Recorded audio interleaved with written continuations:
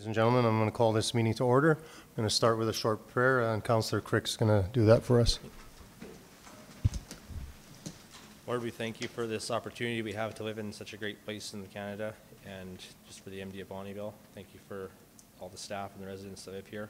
And Lord, I pray that you give us wisdom today in this council meeting. Pray that we would know what we should be doing when we make important decisions today. In your name, in Jesus' name, amen. Amen. Thank you, Councillor Crick. We have an agenda before us. I'm just wondering if there's any additions to the agenda. Yes, Mr. Reeve, from administration under closed session 12.1 legal/personnel, FOIP sections 17 and 27.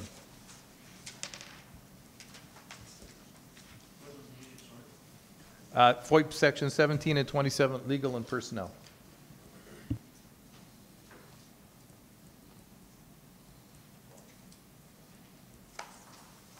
Okay, thank you. Any other? Yes, Councillor Scarson? Yeah, I have two items. So one was the Wood Creek lights energizing and policy change, and then also, I guess I'm not 100% sure how to word it, but the suspension of motion to have a discussion around the Wednesday meetings again, or the Tuesday meetings. Okay, where can we put those? Under infrastructure, I would suggest 9.4.2 for the Wood Creek subdivision lights. And I'll leave it at the call of the chair as to where you put the other one. I wasn't aware we would be doing that one today. Yeah, I wasn't aware either. Can we? I thought we were doing that in the next meeting. Sorry. Okay, well, we can hold it the next meeting. I thought we just finished talking about it, but okay, hold it till next meeting, I guess. Okay, or the Council of the Whole? No, Has to be next meeting. next meeting? It has to be a council meeting because there has to That's be a correct. motion made, Mr. Reeve. Okay, I'm sorry, I got my wires crossed here. Okay. Yep. All right, where do we put that on? 9.4.2? Correct.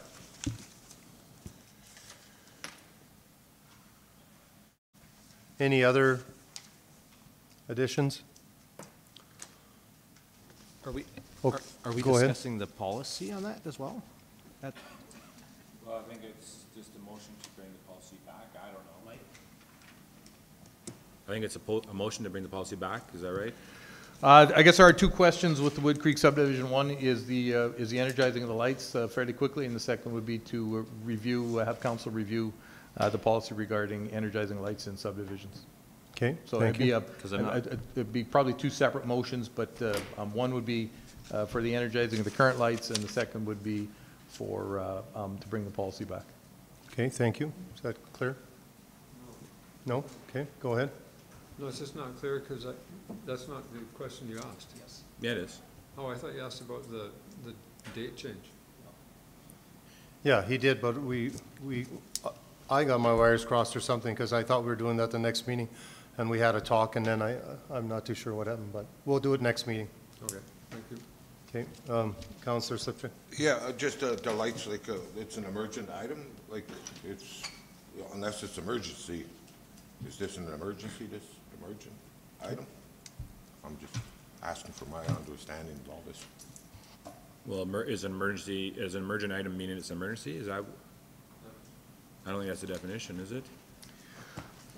Through the chair to council, so under 6.8 of the procedure bylaw, emergent business is defined as an emergent business item is agenda item not included on the agenda, but due to time constraints must be brought before council at a meeting. B, an emergent business item is considered when the chief administrative officer or their designate or proposing councillor provides council with reasons why an emergent business item is urgent and explains the degree of urgency. And C, councillors or administration may propose to add an emergent business item to an agenda without prior notice subject to the following condition. The matter relates to an emergency. The matter was not previously discussed at the same meeting. The matter does not require prior written notice. And the matter does not raise a point of privilege. And the emergent business item is added to the agenda by a council resolution. So in this case, it would be, B would be the appropriate, and that would be emergent business item is considered when the chief administrative officer or their designate or proposing council provides council with the reasons why the emergent business item is urgent and to the degree of urgency. Does that answer your question? Yeah, it does, so this way, if we left it, can we leave this then, if it's not an emergency, till next council meeting, so we can review the policy and get that information and stuff?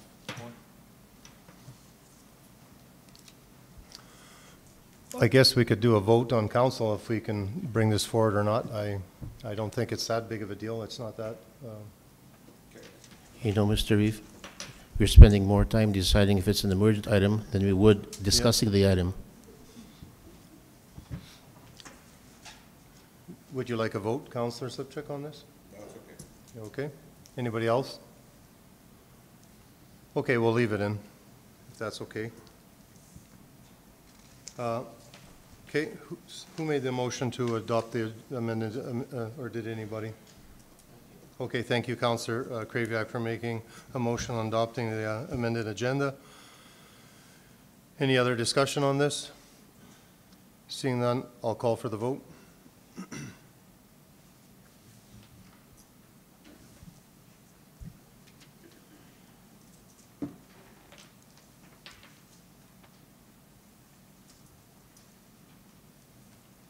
Carried, thank you. I need the adoption of the minutes for regular meeting of council, January 10th, 2023. I'll make that motion. Thank you, Deputy Reeve Fidea, for making that motion. Any discussion on this motion? Seeing none, I'll call for the vote.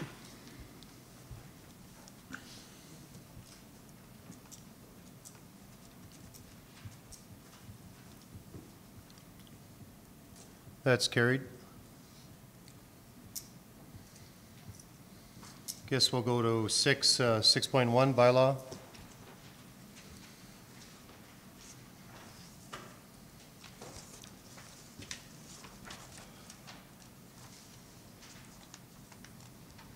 Number 1833.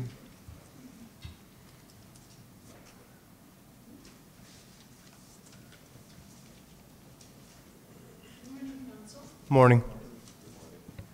My apologies, you jumped way ahead. I apologize. So this is, administration has prepared an amending master rates bylaw to update Schedule A, master rates and fee schedule for council's approval. There were several rates and fees that were adjusted as a result of council's approval of the 2023 operating budget on November 23rd, 2022. This report is presented to adopt amending bylaw number 1833 to reflect these adjustments. The amending master rates bylaw proposes changes in the following sections of Schedule A master rates and fees, rates for transportation, waste and resource recovery, and water and sewer. Attached for council's review under Appendix A are bylaw number 1833 master rates bylaw and Appendix B proposed fee amendments. This recommendation aligns with council's strategic plan goal number 1, building a viable and diversified regional economy.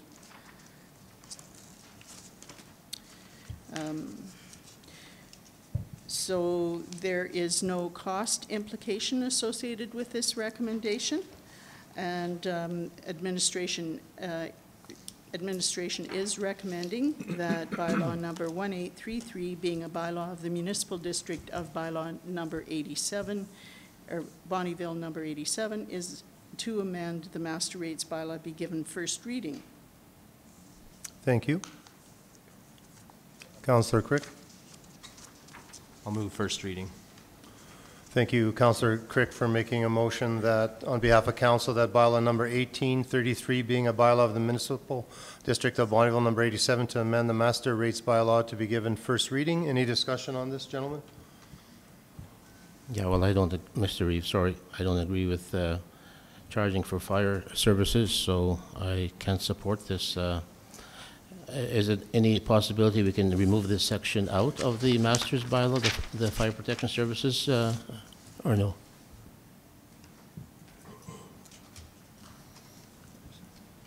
Yeah. To the Reeve, the rest of council, yes, council can remove anything they would like from the master rates bylaw. I would point out that the fire services bylaw also provides for the charging of fees for fire as well. And that bylaw has been in place for several years. Yes, Councillor Crick?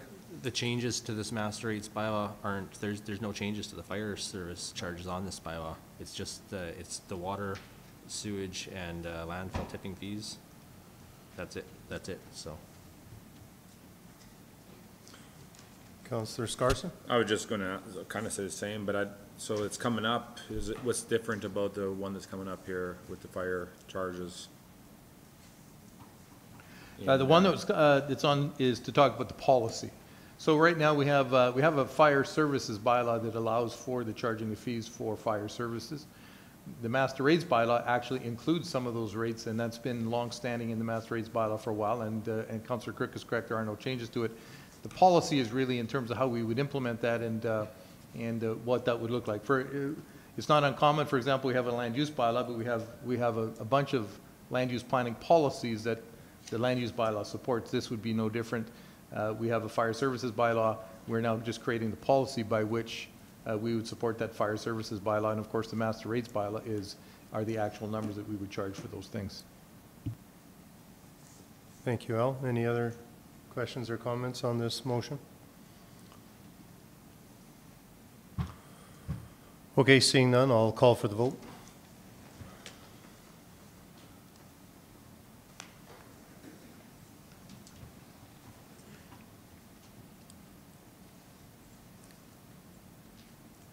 That's carried, thank you. I need a motion for second. I'll make a motion to second. Okay, thank you, Councillor Slipchuk, for making a motion on behalf of council that bylaw number 1833 be given second reading. Any discussion on this? So we're Yes. doing, Mr. Reid, all three readings today? It looks like we are, yes. That is the discretion of council. Just wondering if it doesn't, if there's one who opposes, that means it doesn't pass, is that correct? That'd be correct. Consideration for third is unanimous vote. If somebody doesn't agree with the third reading, then that would be held off till next week. If that consideration of third fails, that'd be held to the next council meeting. Okay. That's correct. Thank you. Any other discussion? Yes, Councillor Fadeev. Yeah, just as best practices, I think we should hold off till the final reading on like next week. But yeah, it's always good to do one or two readings in the beginning. Thank you. Seeing no other comments, I'll call for the vote, please.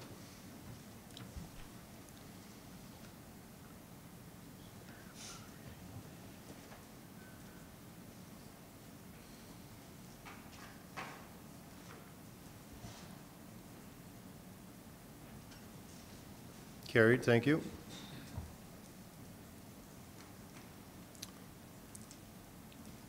Do we want to go to third? Does anyone want to go to third, or go ahead, Councillor? No, I think we should, it's best practice to leave it, and we'll do third reading next meeting. Very good. Thank you. Thank you.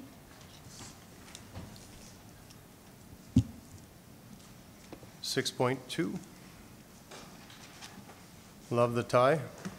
Thank you. Good morning, Council. Morning. Attached for Council's consideration is Bylaw 1834, which will make amendments to the Waste and Resource Recovery Management Bylaw 1627. Amendment 1 will give direction for the handling of unpaid waste utility invoices. Amendment 2 will be the addition of the Cold Lake Landfill residential waste accounts. These amendments were discussed and recommended at the Waste Reduction Committee meeting, which was held in December. So by making the first amendment to this bylaw, unpaid waste utility invoices will be handled equivalent to unpaid water and sewer utility invoices.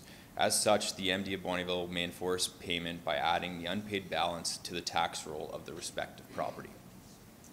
By making the second amendment to this bylaw, the Cold Lake Landfill Residential Waste Account Program rules and penalties for non-compliance are put into a municipal district of Bonnyville bylaw, and as such, will be enforceable by penalties contained within the master rates bylaw. Attached for Council's review is Appendix A, Bylaw number 1834, amending Waste and Resource Recovery Management Bylaw.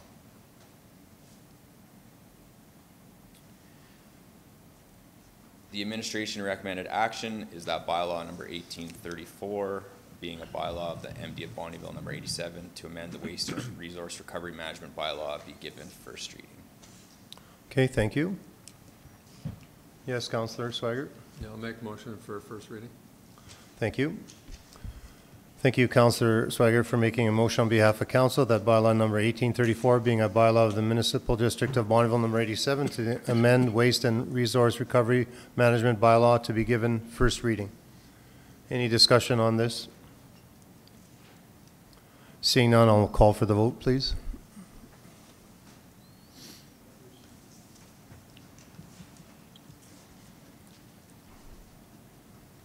Carried? Mr. Reeve? Yes. I guess I didn't have any discussion because I'm all for passing first reading, but I do have some points that I wanted to bring up about it. Should I wait till second reading to do that, or? Yeah, would be fine. Second reading would be fine. Looking for second reading? Would you like to make the motion? I don't think, well, there's nothing on here for second reading today, but. Go ahead. With second reading or with the questions I have? Go with your questions or Okay. whatever you wanted. Just a couple of questions for you then, in case we want to make changes for second reading, I guess. So, under 2.1.7, I'm just wondering, like, if there's charges that are associated with the property and the property is sold, those charges would go with the sold property then, is that right? Through the Reeve, I don't have a good answer for that question. Okay. I'll let you think about that one then, because it's going to come back for second reading. And then another question is, this is because this entails the access cards to the Cold Lake landfill, right? That's correct. So, it says that the program is intended for bagged household waste only. And then it also says if the resident chooses to bring chargeable items to the landfill, the municipal district of Bonnyville will invoice the property owner in accordance with the municipal district of Bonnyville master rates bylaw as revised from time to time.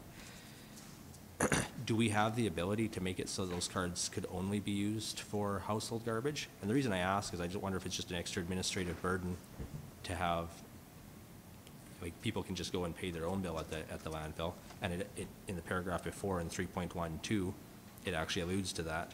It says that if you forget to bring your card, failure to do so will result in the access card holder having to pay the tipping fee, which would mean they're going to pay their own bill then. Through the Reeve to Councillor Crick, so in discussions with the City of Cold Lake to have this landfill access card program put in place, Yeah. they didn't want to have an administrative burden on their staff to tell MD residents what they can and can't bring in. The assumption was that they're going to bring in bagged household waste, which is was the reason for the landfill card access, and if they're going to bring in chargeable items, that the MD is going to be charged back. And so in this bylaw and in the master rates bylaw, we're putting in a clause that we can charge the residents back that fee plus the 10% administrative fee that the City of Cold Lake is going to charge us. Okay. Plus 10%.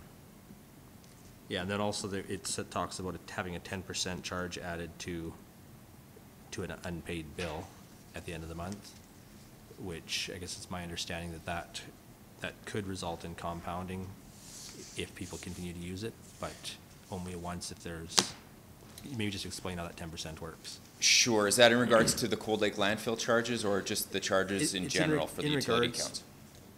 It says, any waste collection bill in section 3.14, any waste collection bill or portion thereof that remains unpaid after the last day of the month in which the said bill was issued by the municipality shall have a penalty charge equal to 10% of the unpaid amount.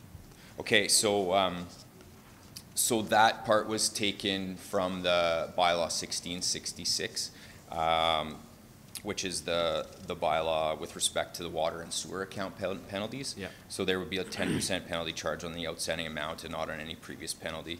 This practice is equivalent to the process outlined in bylaw 1666, like I mentioned. So it's practice we already have in place with the water and sewer utility accounts.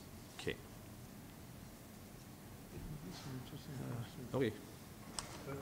Yeah, I guess I still think it might, if we could get it so that we don't have the administrative burden of charging, billing back ratepayers for what they charge. Because I know I've used the Cold Lake landfill, you can use your credit card, your debit card, cash, whatever, to pay right there for your own garbage. I don't know why we'd be accepting a bill, you know, and then doing all that extra work when they can just pay right there for their garbage. So through the reef to Councillor Crick, that was part of the agreement, the MOU with the city of Cold Lake, was that they weren't going to be Charging right there. charging right there, Okay. yeah, to MD residents. Thank you then. So- Okay. That's it. Okay. I guess we're good then. Okay. All right, thank you.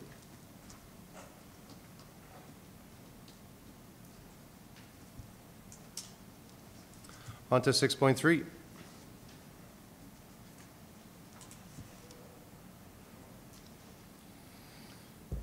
Good morning, Mr. Reid, members of council. Morning. On November 23rd of 2022, council passed the 2023-2025 operating budget. The budget called for a $250,000 annual revenue increase generated through the cost recovery for some BRFA fire services provided within the MD. The MD has a standing policy in place for fire services and recovery, but this policy needed to be reviewed and updated prior to implementing this change. The updated policy is now ready for review by council.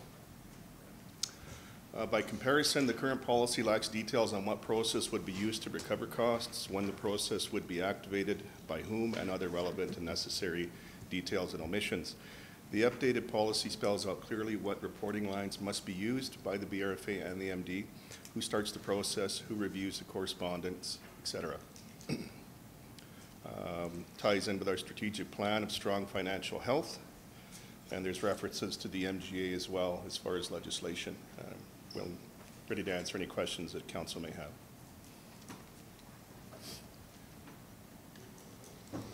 Mr. Reeve, Yes, go ahead. what if a passerby reports a fire, for example, some bales on fire, and he has it under control, and the fire department goes out there, so are they still going to be charged, or what? This bylaw, or excuse me, this policy doesn't really deal, excuse me, through the council, through the Reeve to Council Quebec.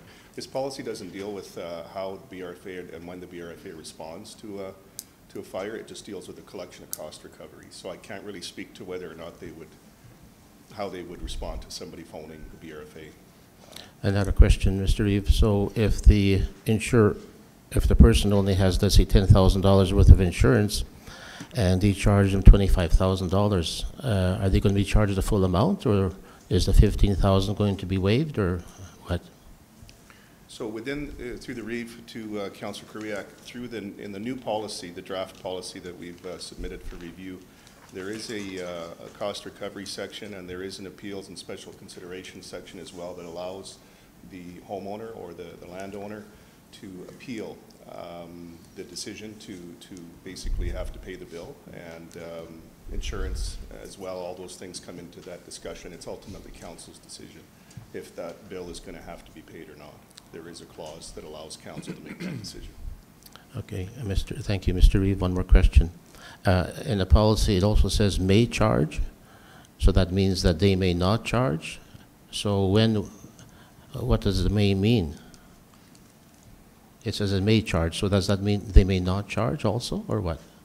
So through the Reeve, essentially, yes. Yes, it means that in certain circumstances, the invoice should be paid, and in other circumstances, it may not be paid, depending on what council's wishes are. It gives council that flexibility.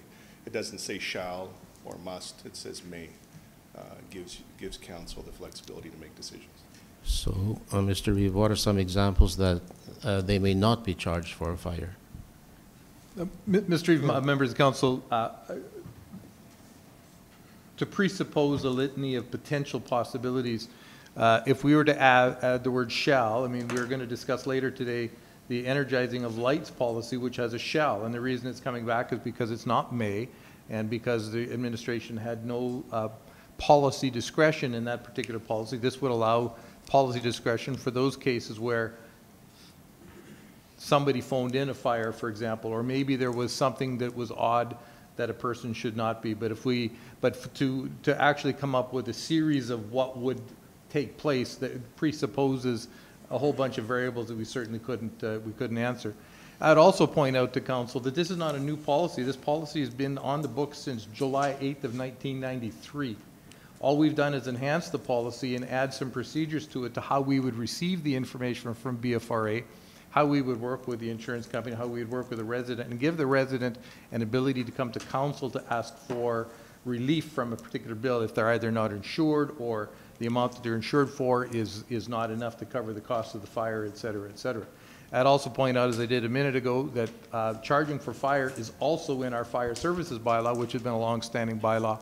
Section 10 of the fire services bylaw details that, with Appendix A of that bylaw also talking about fees and rates, as well as the master rates bylaw, which has had charges for fire in that bylaw for a long time as well.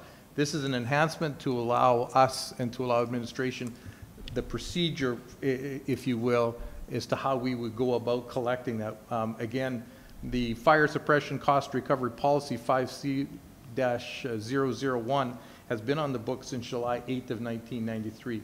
We've merely added 2 sections to it in terms of the relief accounts a resident could receive from council directly, and of course how we would work with BFRA in terms of collecting the information and billing that particular fire out.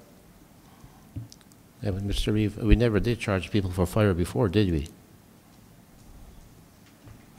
Historically, probably not. I'm just suggesting that policy has been on the books, and then apparently the bylaw, the policy, and the master rates has been largely ignored for the past bunch of years. All we're suggesting now is there's a policy in place, and that policy, the new policy, just enhances that and gives the resident an ability to speak to council. The old policy does not give the resident an ability to speak to council to have the cost for a fire waived. This policy does. Thank you. Any other? Yeah, go ahead. Well, I completely understand what the CEO is saying, and it makes sense, and I'm a little bit torn. I guess my only concern is I would hate for anyone to ever have to pay out of pocket for something that they are essentially paying out of pocket for already. So, if we're 100% confident that, someone could get reprieve from being billed, then I'm in favor, right? If they just have to come to council and make their case, that's the important part for me, for sure. Hey, go ahead. We'll go Deputy Reeve and then Councillor Kraviak. Go ahead. Yeah, kind of along the same lines as Councillor Scarson. We all have insurance, and in an insurance policy, there is provisions for fire services. I just checked mine the other day, and I'm up to $25,000 for coverage, as well as some immediate recovery as well. So if my place does light up, they gave me, they'll pay for the hotel room and everything else. But with that, they will pay for fire services up to $25,000. So it's the same thing. It's we're not giving the bill to the client, and in a way we are, but insurance is paying. And people I've heard say, well, my insurance isn't going to go up. Well, your insurance isn't going to go up because you had a fire, not because the extra $7,500 or $6,500. And my business, unfortunately, one of my businesses, unfortunately, we deal with a lot of people that do have fires.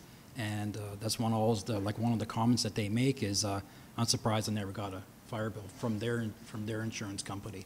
So their insurance company is asking them, where's the fire bill, and they never can provide one. So, but insurance is paying for it at the end of the day. Go ahead. Yeah, go ahead. I'll go. Thank you, Mr. Reeve. To Councillor Scarson, there's no guarantee that council will waive the extra costs as well. So that's my concern too. Thank you. So Al, we're going to be when these are going to come to council continuously? No, the ones that would come to council are the ones that a resident has requested to come to council to have it waived. For example, let's say a person had $5,000 worth of insurance to cover fire department costs, and the bill came in at $7,500. They would be allowed to request directly to council to waive that $2,500 portion. We would not hold them back. We would make it available for them to come as a delegation to council. If a person was completely uninsured, then that could come to council. That would force some questions at the council level. Why are you not insured? Why didn't you have more insurance? And if council was comfortable with that, the answers that we received, council absolutely could waive them, the same as we get requests on an annual basis for taxes to be waived. The same thing. So if a person is insured and they just submit the information to the insurance company, and the insurance company either through the resident or directly back to the municipality pays for the fire service, then there would be no need to come to council. I would assume you might get 1 or 2 a year that would come to council. That would be maximum. As to the question as to what council may or may not do, there is no way we could build into a policy to fetter council's discretion. We could not say in a policy, nor could council elect to pass a policy saying council must do something, because any council could come along and change that policy at any time. That would be, that's always policy discretion on council. Thank you. We have Councillor Slipchick and Councillor Cravia. Okay, I looked into this as I gave this a lot of thought, and I phoned lots of insurance companies, looked and research. And then while I was researching, I checked into mine, and I have $10,000 coverage on my home, but I live on a farm, and I didn't have none for the outbuildings and that. So for $50 a year, I was able to get $50,000 coverage for firefighting, for my outbuildings or grass fire or whatever. And they asked if I want to increase the 10 to 20. I said, no, let's leave it at 10, and I'll take that risk if my bill would be higher, and I'll pay it. I don't expect the other taxpayers to take that and have to put that burden on them. I'm willing to take that risk. I'll do it. And I believe that we should be charged for these fires, these insurance, where most people have the policies in place, I've been told by numerous insurance companies. And those that don't have the insurance, well, they'll have to come forward, but if they take that risk, that's upon them, not the rest of the taxpayers. Okay, thank you. Councillor Cravia. Yeah, thank you, Mr. Reeve. Maybe there should be a clause here saying that recovery will not exceed the amount of the insurance. So if a person has $10,000 of insurance, that's all you charge him. If he has $5,000, that's all you charge him. If he has zero insurance, you don't charge him anything. Maybe he can't afford insurance. Look at the interest rates going up and up for mortgages. Thank you. Yes, Councillor, Deputy Reeve Fadeev. Yeah, that'll be an easy out, so then we'll just all get a drop down our insurance rates to $100, and then we're good, I think, right? But I think there's some responsibility, some onus to the homeowner to cover our bases and to cover my contents as well. And for me, I'm always had some bad luck in the past, so I've always over-insured myself just to, the saying goes, CYA, right? And that's been a best practice on my part. Thank you, Mr. Reeve. That was nothing what I asked. I just asked if there would be a clause in there saying that recovery from insurance would not be more than the cost, the recovery would not be more than what they're insured for. Sorry about that. Yeah, so we have probably, there's 12,000 people in like in the MD, probably about 8,000 households, so everybody drops down their coverage down to $100, and then gets the, with that clause, it would be down to everybody, we would still pay for everything then. No, Mr. Reeve, that's just a hypothetical thing also. It's Exactly. Mr. Reeve, from Yes, a go procedure ahead. point of view, Yeah. is Councillor Creviat making an amendment, suggesting an amendment to the policy? Because if he is, that the amendment would need to be voted on by council. Okay. Yeah, I think that's the proper way of going about it. Through the Reeve, if I may. Yes. There is a section in the draft policy that does address what council's authorities are, or council's abilities with regards to, and it does state that, the options are cost recovery will not be pursued. A portion of the cost recovery could be pursued, or council could agree that it must all be paid. So there really is some flexibility built into section 4B, as a matter of fact, of the new draft. If council would like to review it, I think that does address it, but perhaps not.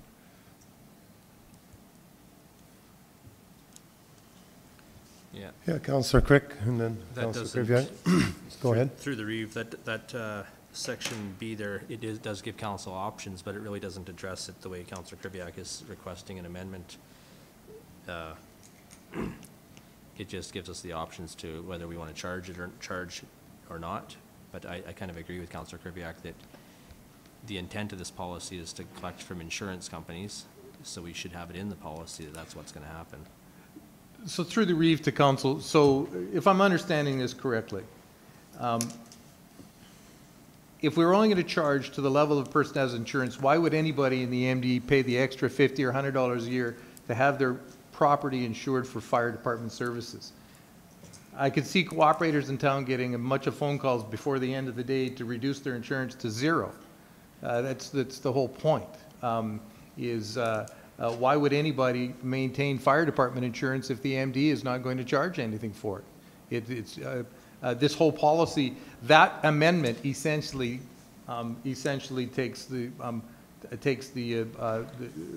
kills the policy. It's essentially what it does. Just so you're aware that the policy essentially becomes null and void at that point. But we just heard from Counselor Slipchik that he did a bunch of research and then everybody's insured, he said. Most, biggest percent of people are covered. Right. At the same rate as you, like on the average kind of thing? Or? Yeah, they don't tell you that? Their Oh. rates are, like, some Okay. people have 20, like Dan said, he's got 25, I got 10. I don't think, yeah, go ahead. I was just gonna say, most people have fire insurance because they want their house protected if their house burns down, and that firefighting coverage policy part is probably just attached to the policy for the most part, so I don't think it's gonna nullify the policy myself. There might be a couple people that would go in there with a fine tooth comb and get it changed, but that's a small portion of the $10,000 for fighting the fire. That's the least of the insurance company's cost if my house burns down. Counselor Swigert and Counselor? Yeah, I think any add-on is an extra. I mean, I think it comes standard with the policy, though, Yes. right? I mean, I know I don't pay any extra for firefighting insurance or whatever, right? So I think it's a simple matter is that you're starting to kind of get into the weeds there a bit when you're asking what's your insurance cover and this and that. Yeah. You send a bill, and if you're insured, good. If not, then you come to council and say, this is why I can't pay. And I would, for one, would never ask anyone why they're not insured. I mean, there's a million reasons nowadays why people are canceling insurance, so. Sure. I'm not gonna get into that argument either, so. Yes, Counselor Swigert. It was the same comment. I've checked with my insurance company also. I don't pay extra for fire protection service. It's just included in my policy, so I couldn't call them and say, reduce that to zero, because it's just part of the policy, so. And mine actually covers any bill. Like, we had that a couple of years ago, Beaver County had that issue where the folks got charged over $60,000 by the fire department, but their insurance only covered, I think, $25,000. So, of course, you know, they're concerned, and I was getting all kinds of calls from residents at that time saying, do we have fire, you know, do we have to pay for fire calls in the MD? And I said, well, no, we don't. It's part of your taxes. But, so I guess we're going away from that. Counselor Slipchik? Yes. Well, I'd like to see, like, if we go forward, we pass this, I'd like to just see that we give the information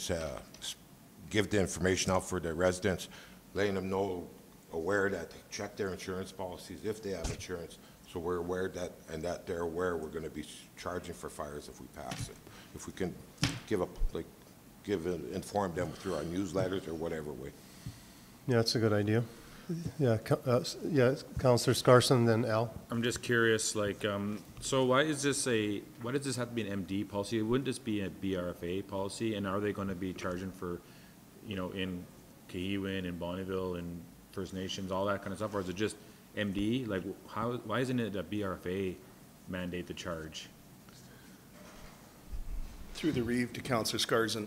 So the ultimate ability for us to recover funds, if that would be council's wish in a particular situation, is to, if the funds are not paid, there can be a tax return through the MGA, similar to an unsightly property or whatnot. There can be fees added to a tax roll. We can add fees to residents who live outside of the MD. So ultimately, that part of it would be, we wouldn't be able to enforce.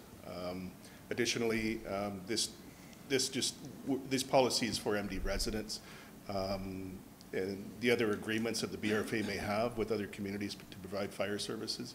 This is just to deal with our own residents that we're responding to within the MD. Yeah, so, but wouldn't it be easier just to tell the BRFA, you guys can charge everyone, right? I mean, that's up to you to say yes or no to, and then everyone's the same across the board throughout.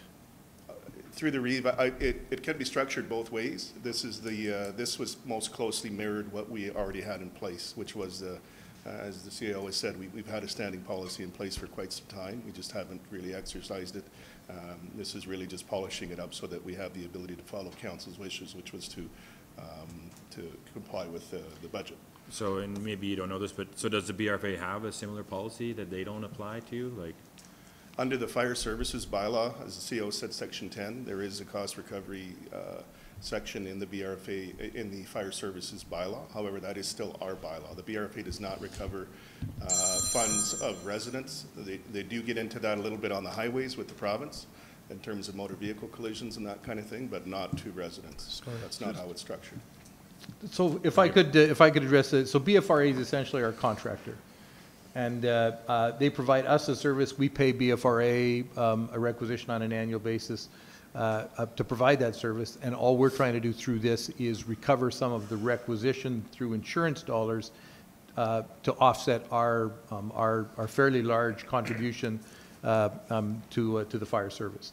So BFRA really is our contractor, and we typically wouldn't have a contractor charging to go directly to the contractor because we get a bill from BFRA. That would get very confusing, and I'm not sure that BFRA is set up in a way where they could then take a payment and then reduce our requisition.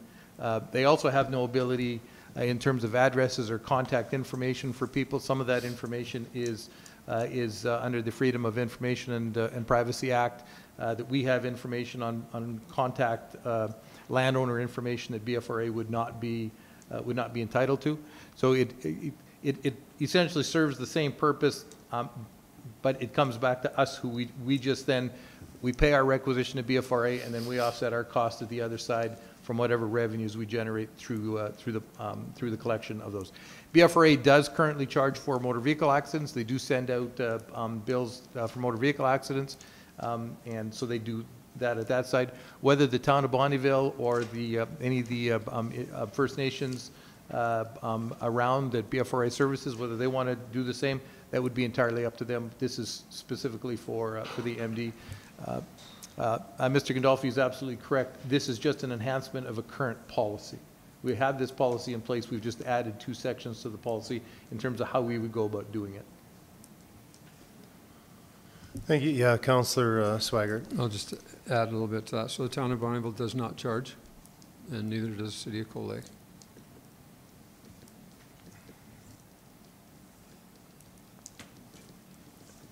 Yes, Councillor Crick. Yeah, I think it makes sense for, to charge for the fires, for structure fires, because where there is insurance, otherwise we're just giving the insurance companies, people are insured and the insurance company is getting a free ride.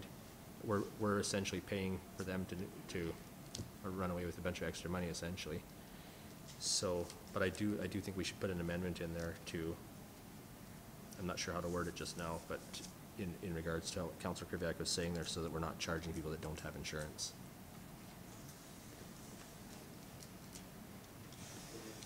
What's that? You want to make the amendment, or you want me to? Well, you can go ahead. I'm not sure how to word it right now.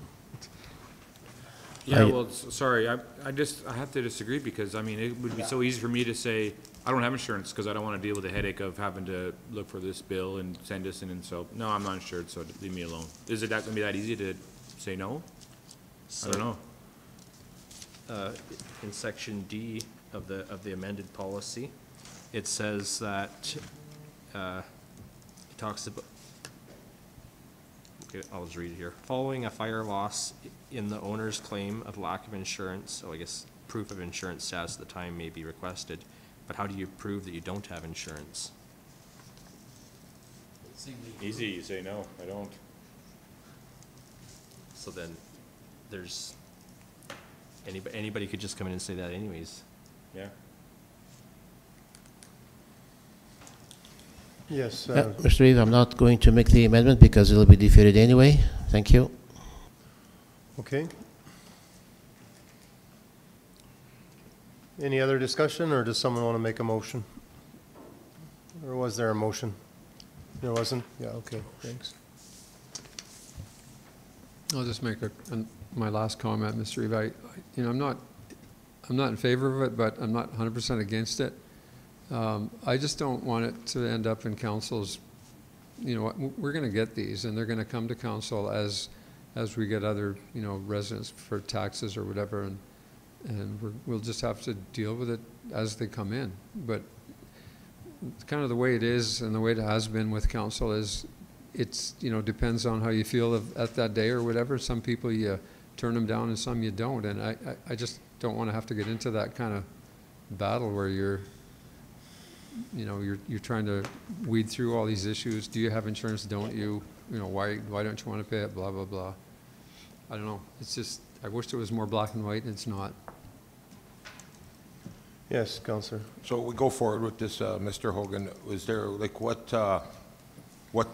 courses can we take to make sure we make the residents aware of this policy so that nobody can come and say, well, I didn't know? So I would say to council, through the Reeve to council, I would suggest that that we would pick a date, April 1st, for example. It sounds like a good date to me. And we would take the next 60 days to do some print, social media, website advertising, reminding people to check their policies, that we are going to make this policy come into effect. It could be part of the motion to bring this policy into effect on such and such a date. Again, April 1st seems a good day. That seems to me to be 60 days worth of education for the public. We could have materials for the public, both, again, through print media, social media, et cetera, so that everybody was aware that on the 1st of April, this would become, and you could pick a date, if council felt comfortable, May 1st or March 1st, you know, that would give us a few months anyway of some public engagement and stakeholder engagement in terms of what the policy means and how people can ensure that that they're adequately covered in the event that they have a fire and they receive a bill. That's Yes, Councillor Slipchuk. Well, then, if that, I'd like to make a motion, but I'd like to change that date to May 1st because there's a lot of residents we have in our community that are gone for the winter and they come back mid-April prior to May. This way it gives them a chance to make sure they know the news. So I'd like to make this motion with that amendment, that change in wording for May 1st, and that we make awareness to this policy. So, Mr. Reeve, I would suggest that the motion then be council option number 1, that council adopts amending policy 5C.001, fire suppression and cost recovery policy as presented effective May 1st, 2023. Just add the effective May 1st, 2023. Is everybody okay with that? I think the real reason is his wife's birthday is on April 1st and he has a party on that day. You know. I think it's key to have the residents' information, like an open house on it or whatever, or can work with Tracy. We can get it out in the MD review there, rural review. I think it's very key because we need to get it out there. Any other comments or? All right, thank you. Moved by Councillor Slipchuk on behalf of council that council adopts amending policy number 5C001, fire suppression and cost recovery policy as presented, effective May 1st, 2023. Any discussion on this motion? Yes, Councillor Crick. Just one more point. In the old policy, there is a line in there that states where no insurance for property or personal loss fire exists, the letter shall be for information purposes only, and that was basically the bill, the letter that it's referring to. So essentially, we're taking that line out if we pass this, which is still come to council each individual case after that, so. Any other discussion? Okay, seeing none, I'll call for the vote.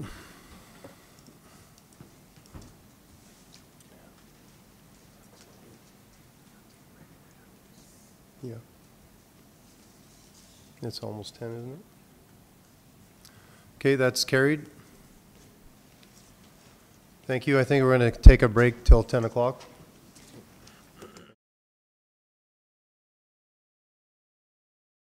Well, welcome back, ladies and gentlemen, council. We're gonna have public hearings now. So we're gonna start on our first public hearing this morning. And before we begin the public hearing for bylaw number 1829, Browns Area Structure Plan bylaw, I'd like to remind those who wish to address any of the public hearings on today's agenda to register your name on the speakers list at the entrance of council chambers. I would also like to outline the process to be followed for this public hearing. We will begin with staff report from administration, followed by questions of administration from council. We will then call upon members of the public who wish to speak in support of the application, followed by those who wish to speak in opposition of the application. Council may ask questions of the public presenter during this time only. Lastly, administration, as the applicant, will then be provided an opportunity to rebut anything that they have heard or read in opposition of the application, and we will entertain any final questions of administration from council before closing the public hearing. May I have a motion to open public hearing? Councillor Crick. Any discussion on this? Seeing none, I'll call for the vote.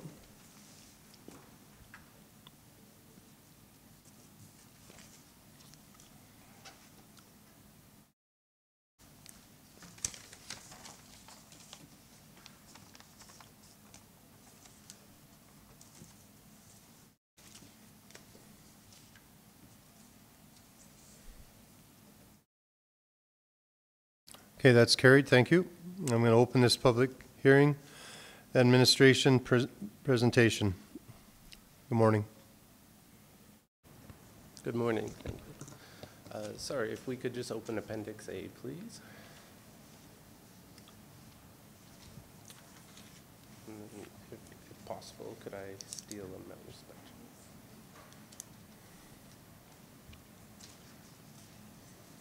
Thank you.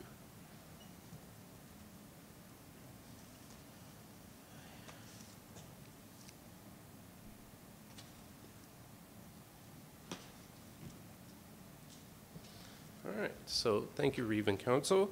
Today we will be looking at the Browns Area Structure Plan for public hearing, or for bylaw 1829. This area structure plan was initiated by the developer looking to develop both industrial and residential lots on the quarter section southeast 14, 63, 4, and west of the 4th Meridian. So this area structure plan proposes 12 industrial lots and 15 residential lots for the quarter section. This will allow for a total of 27 lots, excluding any public utility lots, municipal reserve, and environmental reserve. These lots are proposed to be incorporated or to incorporate on-site servicing. The ASP proposes to separate the industrial and residential developments through the use of berm located on the municipal reserve to be located between the two uses. So as you can see here, it is proposed for a berm to be located between there. Currently, the residential lots are proposed to be rezoned to country residential large lots, or CR2, and the industrial lots are proposed to be rezoned to the rural industrial RI district. I would also note that in their application, the applicant did miss an abandoned pipeline right-of-way that cuts through the residential lots from the northwestern corner towards the southeast corner. So it comes in from along here and cuts through largely these two parcels here.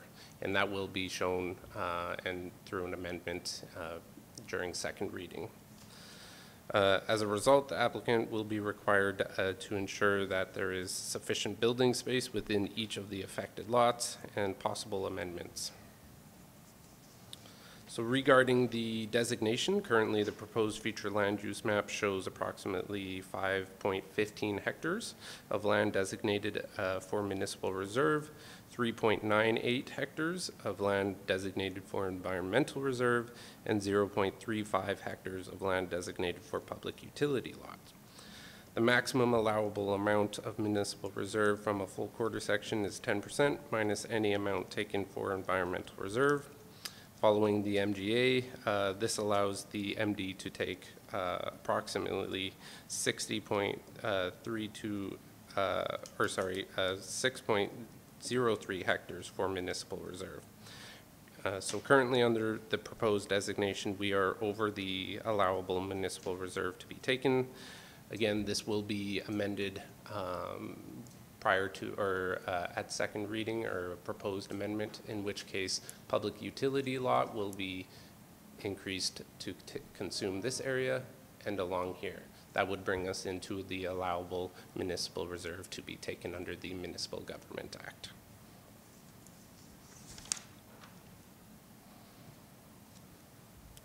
So the environmental reserve is proposed within this quarter section in the northwestern corner here.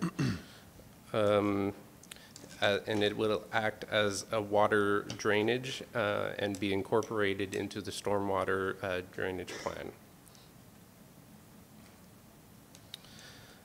The applicant included a groundwater aquifer analysis prepared by an engineer from River Engineering Consulting.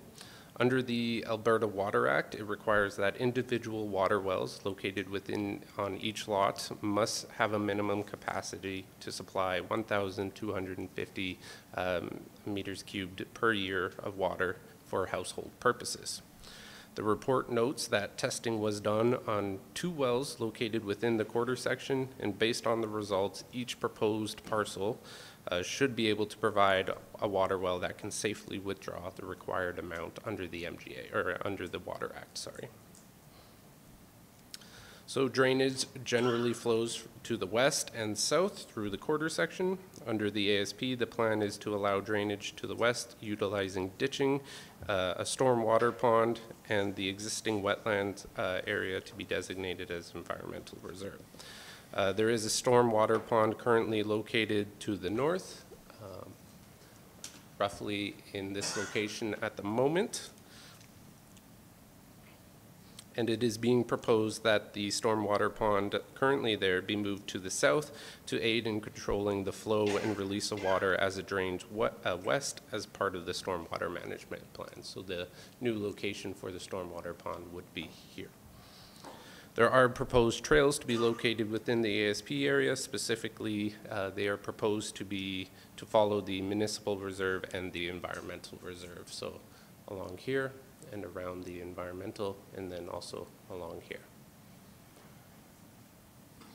The quarter section is located within the service area of Northeast Gas Co. Currently, Northeast Gas is unable to supply natural gas requirements for this development without undertaking major infrastructure upgrading. Costs for such upgrading would be required to be borne by the developer. The applicant has been made aware of this and noted they had discussions prior to submittal of their application with the Northeast Gas Co.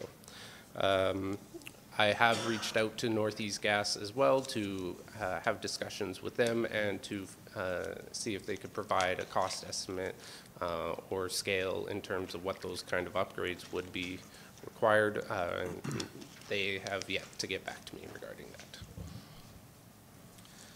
I would also note that as more industrial lots come into the area, that it becomes more feasible to have the upgrades for Northeast Gas Co. to provide the appropriate natural gas to these industrial areas.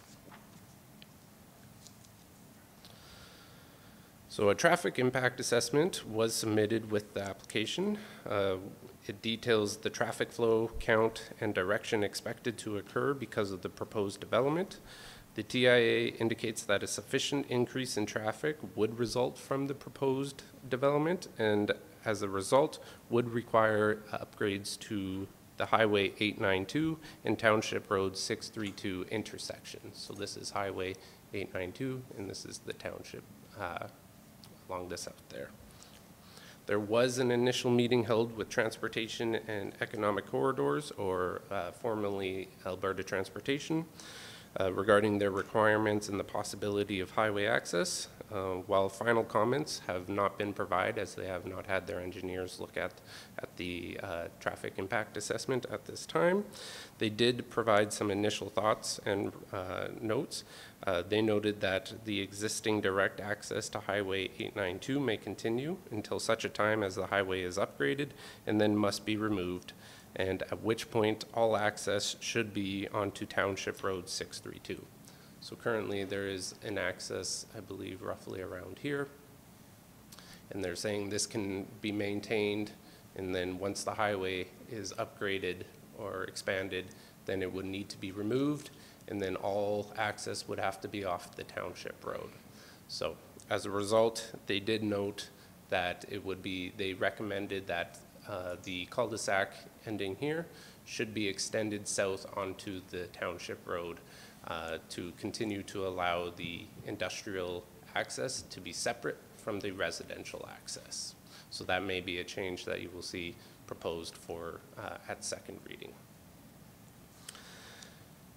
Additionally, they made comments regarding access to the northern quarter section. So the quarter section to the north is bordered by Highway 892 along the east, similar to this quarter section. And then along the northern boundary of that, it has Highway 55, I believe. So it has no township access.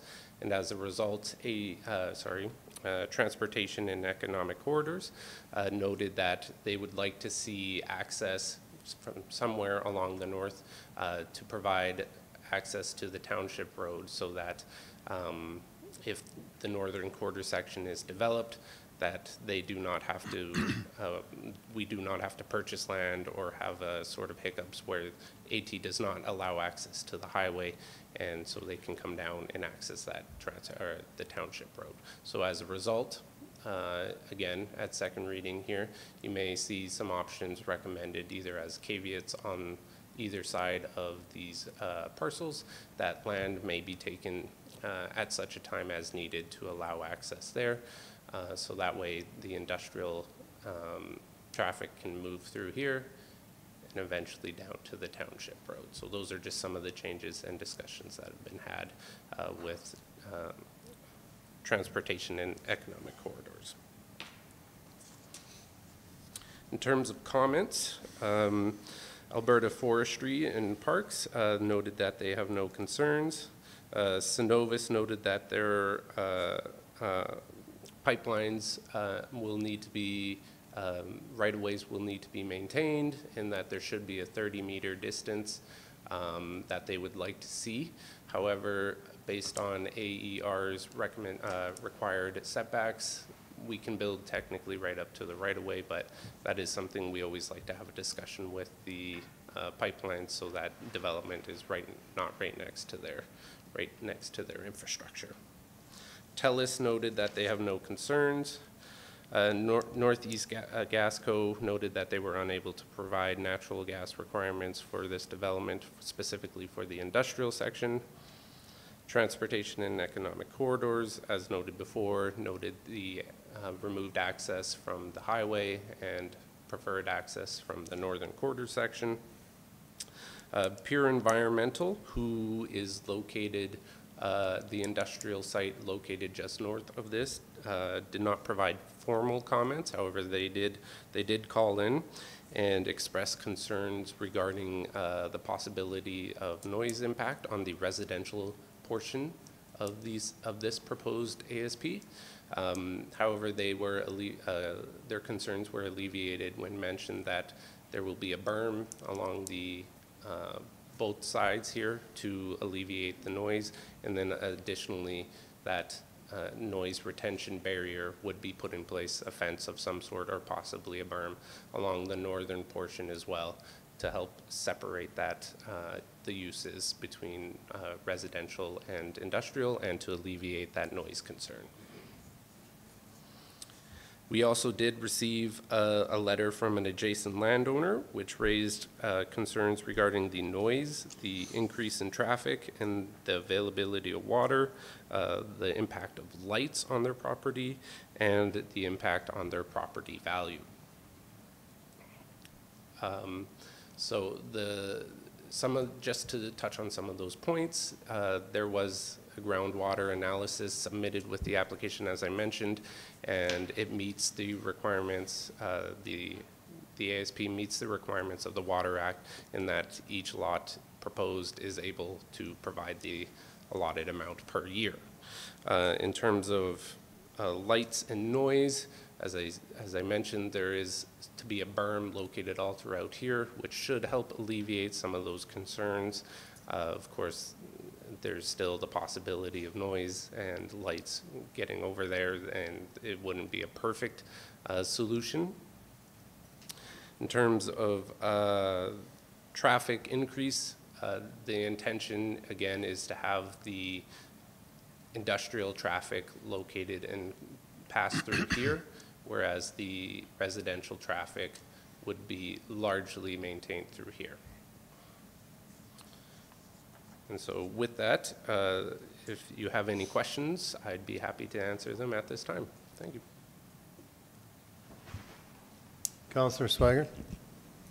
Yeah, it's really a question and a concern that we're still having issues with Northeast Gas. And so can I ask, and maybe through CAO Hogan, that you're contacting Northeast Gas and trying to get information from them, but can we also send that same kind of request and information letter to the Federation of Alberta Gas Co-ops and then the Rural Utilities Branch of Agricultural and Forestry, just so they know, because those are the oversee bodies of that gas co-op. And I think the more they know, the better. Through the Reeve, to members of council, I would certainly take direction from council outside of the public hearing. Yeah. Thank you. Thank you. Councillor Swaggart? Oh, sorry, Councillor So I'm just Scarson. curious where, so is the industrial area, or like where the building is right now, is that in phase 1 right now? Yeah. Yes. Yes, so sorry if I made through the Reeve. So there are currently buildings located around here. And the plan is to keep those there? As far as I'm aware, they are. Like there's like 3 big shops there, isn't there? Like Yes, yes. So there is current industrial in the area, and that's based on the letter from the adjacent landowner. They are noting that they are seeing impacts from the existing shops at this moment already, and that's where their largest concerns in their letter come from, is that additional industrial development will impact them. Does that answer? Yeah. Yeah.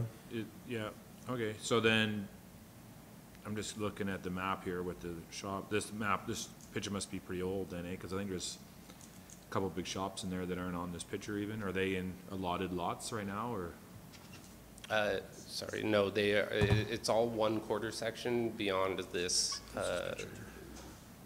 this parcel out here. I believe this shows a little bit where those buildings are located at the moment. So some of them may need to move, some of them maybe fit into those proposed parcel areas, and here's that existing stormwater pond at the moment as well.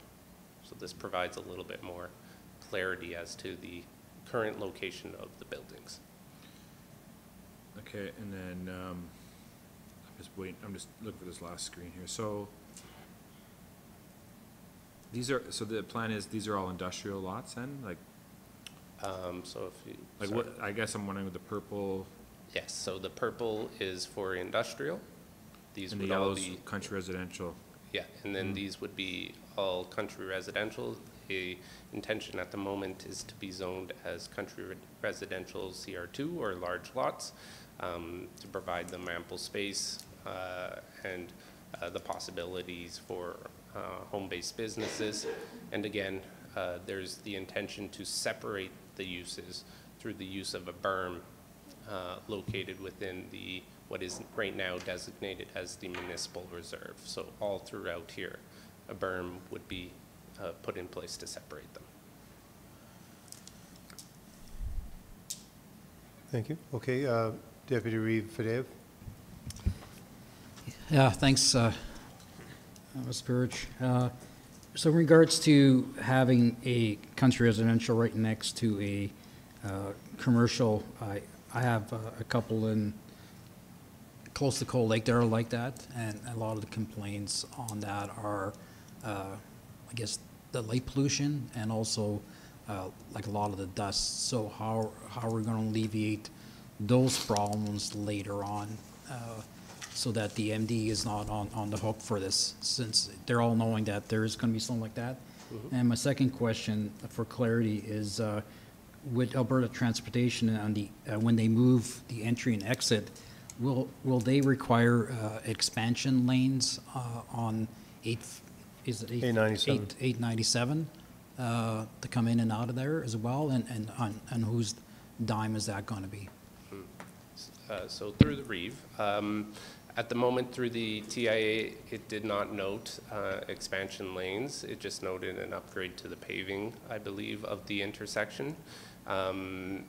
So in terms of the actual cost for the upgrades to the intersection, that would be by the developer. That would be on them to provide that. AT did provide comments that maybe down the line could be 50, 60, multiple years down the line that they might come through, take 10 meters off of the parcels here and expand the highway in that sense. And that would be by AT themselves at such time that they decide to do that. Touching back to your first question regarding dust and such. So at the moment, as I mentioned, there would be requirements to upgrade the paving to this, and then it would likely be that during development, it would be paved internally as well. So that would help to alleviate some of the dust concerns. Additionally, there can be some provisions put in place in a developer's agreement during the subdivision or development phasing as well. Yeah. My concern is also just to be a very, I guess, transparent, to have a lot of disclosures as well. That's kind of my ultimate. I mean, people want to build there. It's great. It's fine as long as they know what they're getting into. Mm-hmm. So, one more question in regards to the natural gas. So you said no for sure to the industrial side for supply, but will they supply the residential part of it? Yes. And that is. Go ahead. Again, I've been in contact with Northeast Gasco. They haven't completely answered my questions at this time, so I can't say with 100% certainty, but I believe there is enough capability or capacity to provide natural gas to the residential. Bob Westcott, who is with the developers, is here today, and he may be able to answer that one a little bit further. But again, I've been having difficulty getting in contact with Northeast Gasco. Okay, thank you. Yes, go ahead. Mr. Reeve, and to all of council, if council chooses down the road to pass the area structure plan, either the way it stands today or an amended version, a lot of these questions would be answered through the development agreement. The questions about intersection treatments, dust, lighting, et cetera, would all be part of a long-term development agreement with the developer at that point. The same with gas. Gas may be a requirement in a development agreement. Not for today. Just clarity for me too. Isn't north of this quarter like a major industrial lot already? Is that correct? That is correct. Okay. So as I mentioned in the comments heard back, we had not a formal comment from Pure Environmental, but they are the industrial lot located just north of this quarter section, and they own about half of the quarter section to the north. That's correct. And I believe they are a sort of waste management. Yeah. Okay, thank you. Any other? Thank you. All right, thanks. Appreciate it. Okay, at this time, I'd like to announce that we have one written submission was received after the meeting's agenda, and we need to recess the meeting for, let's say, 10 minutes to allow time to review for the late submission. So we're going to recess for 10 minutes and then take a look at, you have some paperwork for us to look at, so, all right. Okay, welcome back. I'd like to announce that the meeting has been reconvened and the late submission will be added to the public agenda package following today's meeting. And we'll have the presenters in support. You have 5 minutes as an individual and 10 minutes for a group. And I'll ask if there's anyone here. I guess there is. Here we go. Good morning, sir. Mr. Chairman, members of the council, my name is Bob Westcott. Excuse me. I'm an urban planner. I'm here on behalf of Brown's Properties. You, excuse me. Before I start, I would like to just compliment. Thank you.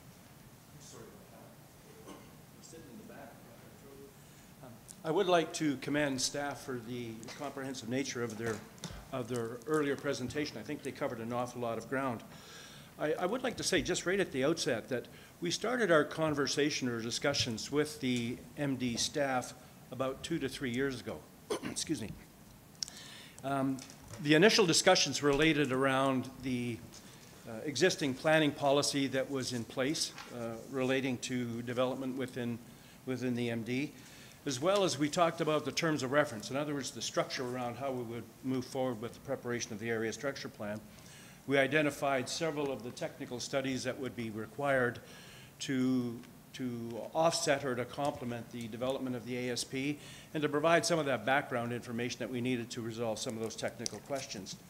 And then as well, we outlined, or through discussion, we outlined a process that we would follow in terms of adopting the ASP. And we appreciate now that this is really the first opportunity that all of the people that were impacted by the ASP have a chance to respond. So we're not at all surprised that there may be some difference of opinions and some concerns that present. That's just the way the process, the adoption process is presented.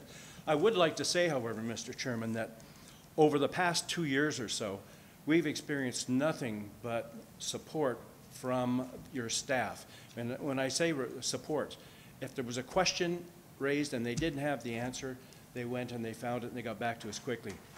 When we make telephone calls, they return their calls. That is just so pleasant to have. Your staff's doing a fantastic job. And I wanted to make sure that that was conveyed to you before I went with my presentation. Excuse me. The plan that you see before you is actually the subject of a lot of forethought. When Brown's Properties actually acquired the land, I was retained to prepare a very preliminary concept plan. And the reason being is that there was going to be some buildings placed on the land, and they wanted to ensure that the placement of the buildings actually reflected the long-term vision of what Brown's Property had in mind. So this actually started back well before the actual preparation of the area structure plan. This concept plan, this vision, was in place for quite some time. And as I say, the placement of the buildings reflect the original plan that we had. The only difference, significant difference that you see from this plan from the original was in the original plan we had perceived possibly smaller residential lots adjacent, and as well the cul-de-sac, excuse me, thank you. The cul-de-sac would extend north into the lands above us. Now, the concept plan that you see now has been revised, and it doesn't reflect that extension to the north, and there's some extenuating circumstances for that. The other part of this is that as we've had the terms of reference and we're moving forward with the preparation of the area structure plan, we had agreed with staff at the various technical reports that were going to be required. So we went out and provided a hydrological assessment completed by a professional hydrologist to look at the groundwater availability in the area and make sure there was ample water to sustain the development. I'm a professional planner. I'm not a hydrologist or a geologist or an engineer, so we make sure we bring in very capable and competent people to look after that. They've indicated that there's sufficient water in the aquifers to sustain a development, and I think the staff has alluded to it. In addition, we had a geological analysis done, a study. We wanted to make sure that the soil structure area was suitable for development. And as well, we wanted to make sure that the soil structure was suitable for sewage disposal systems. So the geological assessment has come back and said two things. One, that the soils are very favorable for development, and two, that the lands are suitable to sustain septic tanks and field systems. The other study that we completed was a biophysical assessment, and that was to identify environmentally sensitive areas, as well as protect wetlands and such. Now, the concept plan that you see before you actually reflects the outcome of that. The environmental reserve that's located up in the northwest corner was identified as an area that should be protected. Excuse me. The other part of it is that in the biophysical assessment, it also suggested that we preserve trees wherever possible, and the trees will play a very important part in the situating of the buildings and the overall preparation of the concept plan. To speak specifically to the buildings, I think there was a question about the buildings that are on the site at present. I'm going to have to put, you'll have to forgive me, but I'm going to have to put my glasses on. Problems with age. Right now there are buildings located on the lot that has the phase 1 on it. There's that lot. The lot to the north has buildings on it existing. So the top 2 lots in the industrial have buildings located on them, as well as the lot directly adjacent to the utility pond, the PUL, on the left-hand side, and the lot to the north of it has building placement on it as well. So 4 of the existing industrial lots have buildings on it. And a part of this application is, in fact, to rectify an existing situation, to regularize it, to get building lots around those parcels. As we move forward with the preparation of the concept plan, we are aligning our technical studies with the preparation of the plan. We also had completed a traffic impact assessment, and I'd like to speak to that separately if I could, just down the road a bit. So we have a mixed development. You have industrial lots along the front, which reflect the proximity to the highway and recognizing the existing development as well as the developments to the north. It's a common planning practice to use municipal reserve and berms and attenuation berms as ways of transitioning from one land use to another. It's a common planning practice. So what we've done is we've incorporated municipal reserves as the separation between the 2 land uses. And those land uses, that transition zone actually is used to separate those 2. You'll note that we have both industrial and residential. The phasing of those are really important to the plan. Phase 1 and Phase 2 are industrial.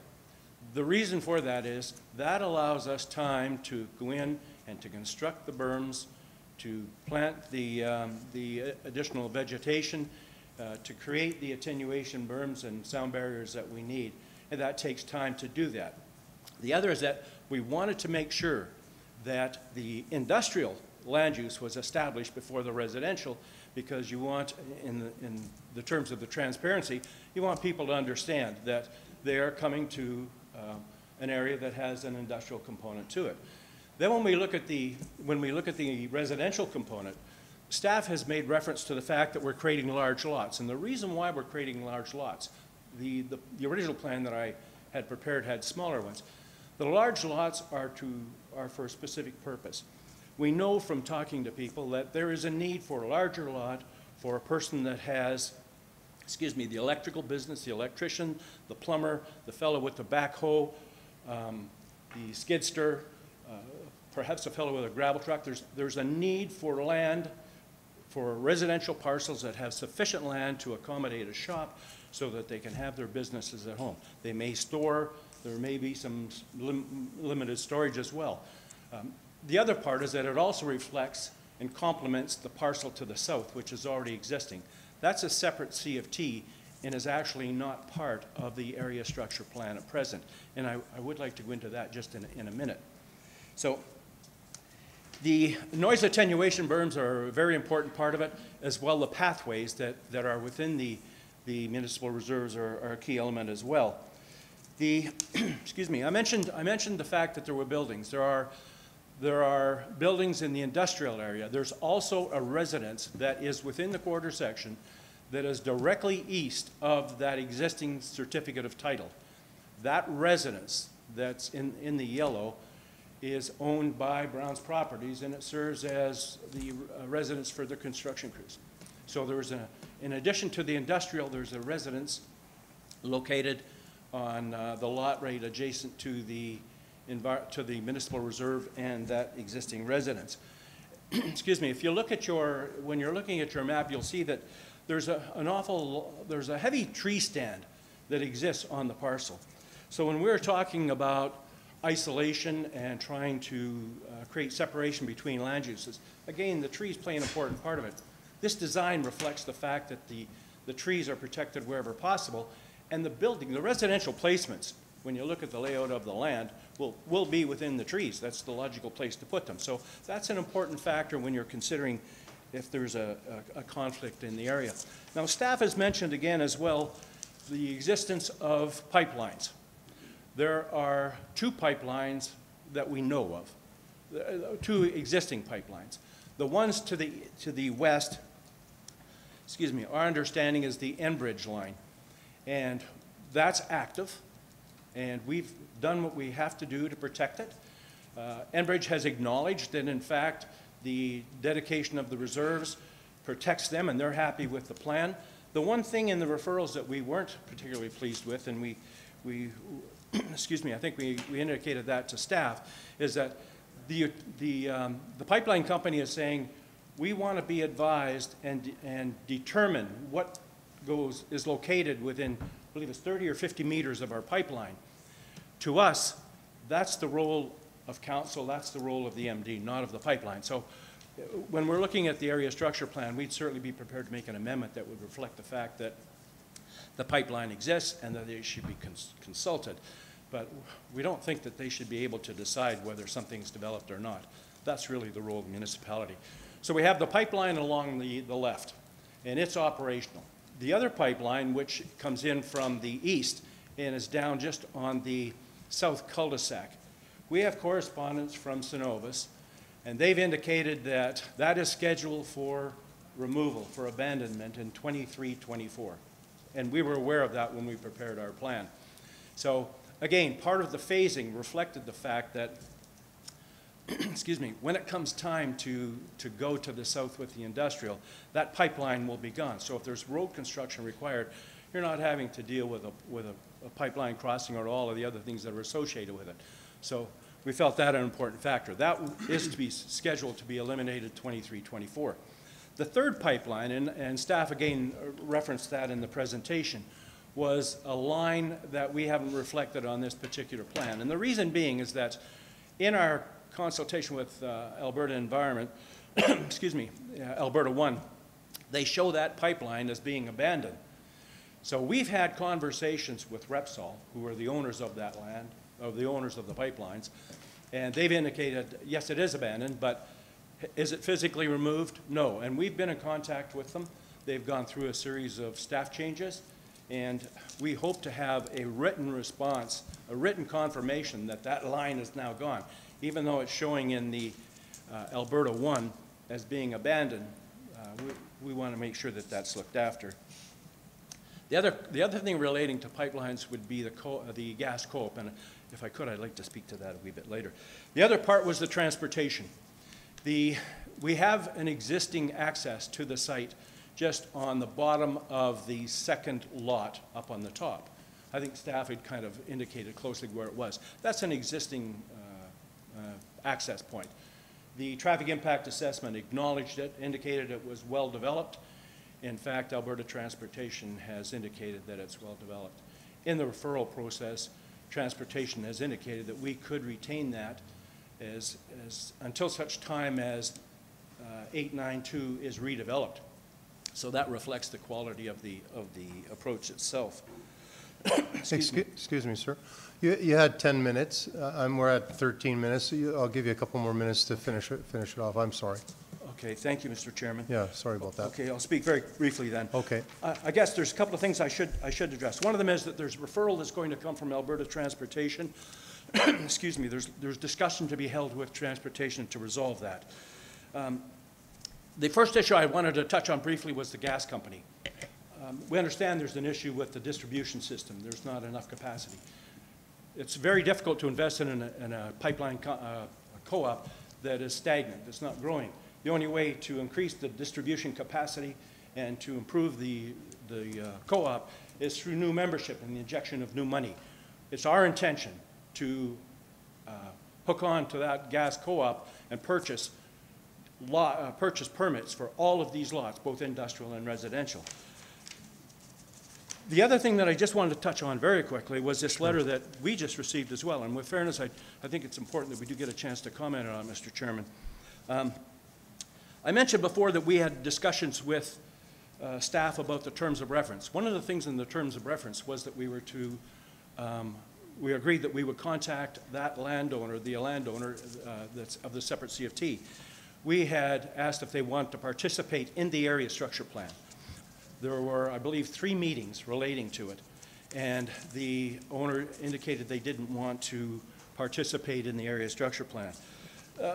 The comments that we're receiving today, the problems with dust, I recognize dust is a problem, but I just have to raise the fact we're nearly a half mile away and we're having dust from a parking lot that is downstream of the primary winds. There are questions within this letter that I would like to address with appropriate time, but I guess we'll do it later.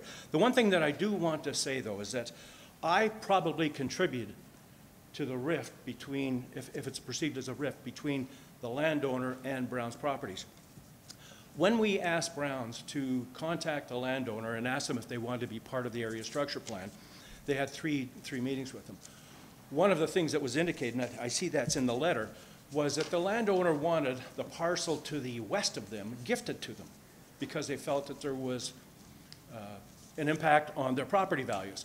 Well, we all know from court cases, from everything, property values aren't determined by adjacent developments. There are court cases that reflect that fact. So when that was presented to the Browns, it was my recommendation that any gifting of land in lieu of making any, objecting to any development is not appropriate.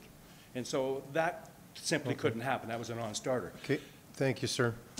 Just one final comment, and then we have to, you're already at almost 17 minutes, so, yeah. All right, thank you, Mr. Chairman.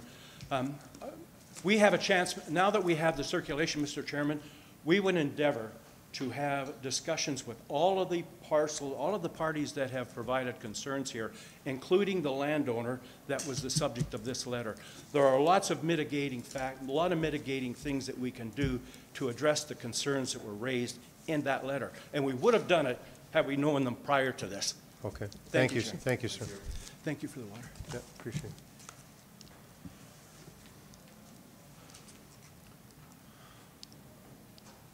it. Is there anyone else that'd like to speak in support of this? Again, is there anyone for the second time that wishes to speak in support of this? And for the third and final time, is there anyone that wishes to speak in support of this?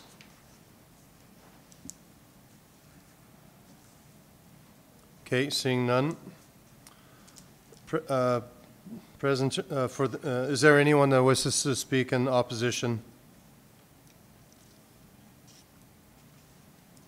Again, I'd like to ask for the second time if there's anyone that'd like to speak in opposition of this.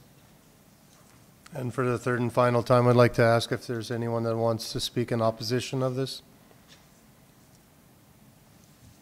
Okay, seeing none. Any rebuttal from administration? No. Any final questions from administration? No. I need a motion to close public hearing. Yes, Councillor Kraviak, thank you. Any discussion? I'll call for the vote.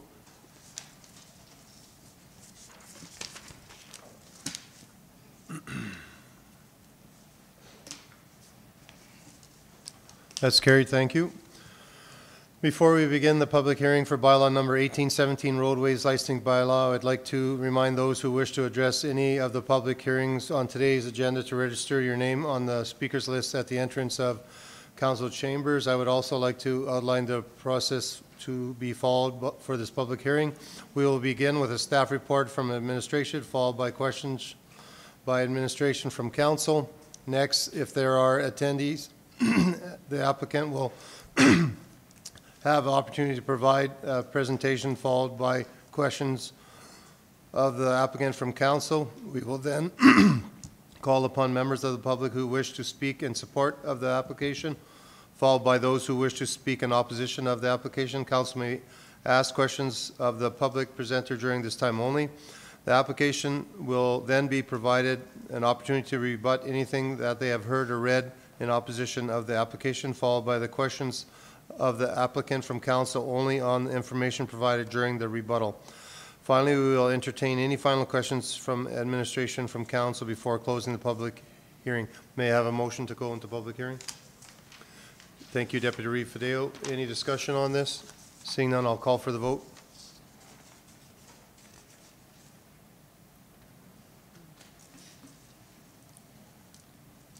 Carried, thank you. I'm going to open this public hearing of 1817 roadway. I'll have here she is, administration presentation. Go ahead, Lisa. Sorry, tongue twist. I need a drink of water. Good morning. So this Good is morning. the public hearing for bylaw number 1817, which is for roadway licensing, authorizing the MD of Bonnyville to enter into agreement for the road allowance east of the northeast of 16, 62 of 1, in accordance with policy number 3A.018, as shown on the map on Appendix A.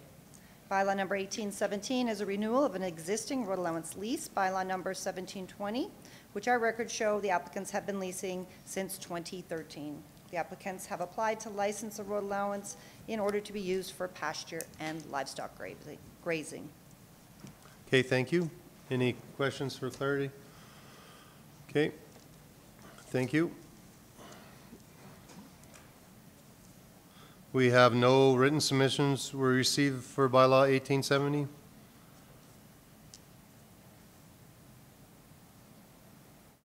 I was going to ask if anyone's in support of this bylaw 1870 today. Again, for the second time, I'd like to ask if there's anyone in support of the bylaw 1817 here today. And third and final, is there anyone in support of 1817 here today? Seeing nobody, is there anyone in opposition of 1817 here today? For the second time, is there anyone in opposition of 1817 here today? And for the third and final time, is there anyone in opposition that wishes to speak on behalf of 1817 here today?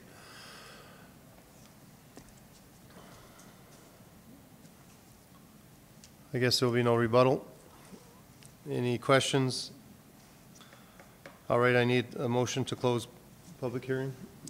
I'll make the motion to close the public hearing. Thank you, Deputy Reeve Fideo. Any for making the motion to close public hearing? Any discussion on this? Seeing none, I'll call for the vote.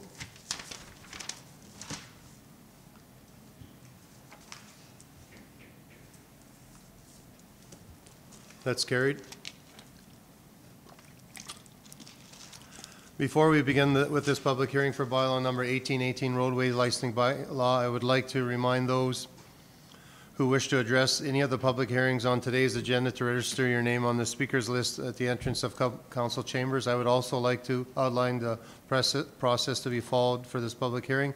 We will begin with a staff report from administration, followed by questions for administration from council.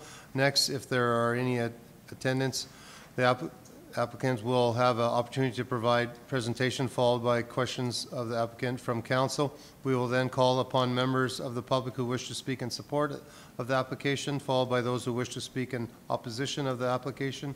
Council may ask questions of the public presenter during this time only. The applicant will then provide an opportunity to rebut anything that they have heard or read in the opposition of their application, followed by the questions of the applicant from council only on information provided during the rebuttal. Finally, we will entertain any questions, final questions of administration from council before closing the public hearing. May I have a motion to open public hearing? Thank you, Councillor Swager, for making a motion to open public hearing of 1818. Any discussion on this? Seeing none, I'll call for the vote.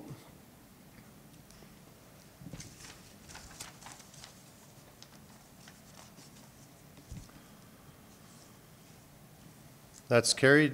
I'm going to open the hearing here, and Lisa's here for, So again. this is the public hearing for roadway license bylaw number 1818, authorizing the MD of Bonnyville to enter an agreement to license a road allowance east of the southeast of 64, southeast of 3, 64 of 7, as shown on the map on Appendix A.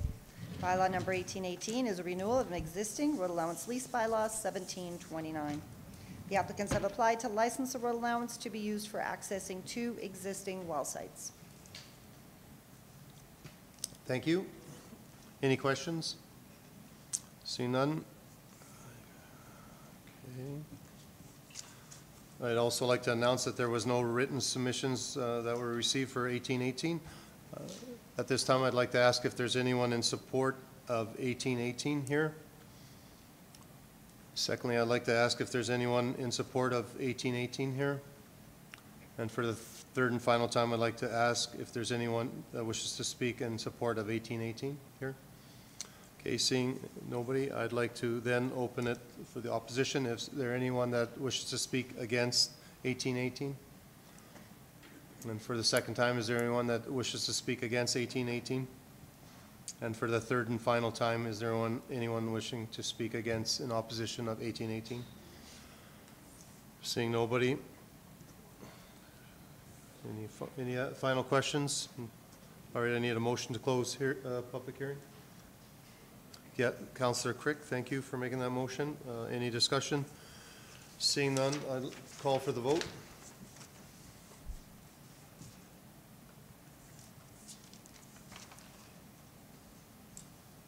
That's carried. Thank you. Before we begin the public hearing bylaw of 1819 roadway licensing bylaw, I would like to remind those who wish to address any of the public hearing on today's agenda to register your name on the speakers list at the entrance of council chambers. I would also like to outline the process to be followed for this public hearing.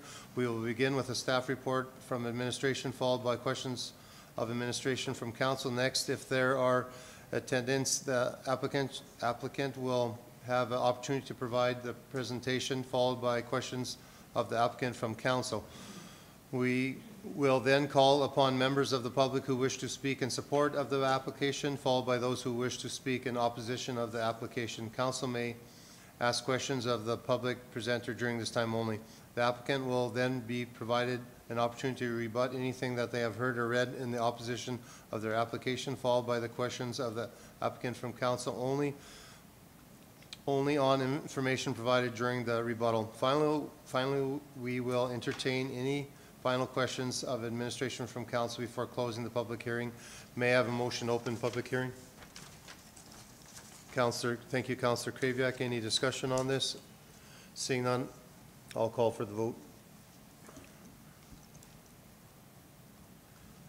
Okay, good morning again. I'd like to open this public hearing. Lisa, go ahead. Thank you. This is the public hearing for roadway license bylaw number 1819, authorizing the municipal district of Bonnyville to enter into an agreement to license a road allowance west of the northwest of 10, 61 of 4, as shown on the map in Appendix A. Bylaw number 1819 is a renewal of an existing road allowance lease, bylaw number 1723. The applicants have applied to license the road allowance to be used for accessing to an existing well site. Okay, thank you. Any questions? Okay. At this time, I'd like to announce that there's no written submissions were received for bylaw 1819. And at this time, I'd like to ask if there's anyone in support of this bylaw 1819 here.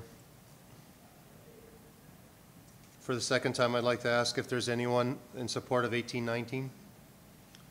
And for the third and final time, I'd like to ask if there's anyone that wishes to speak in support of 1819.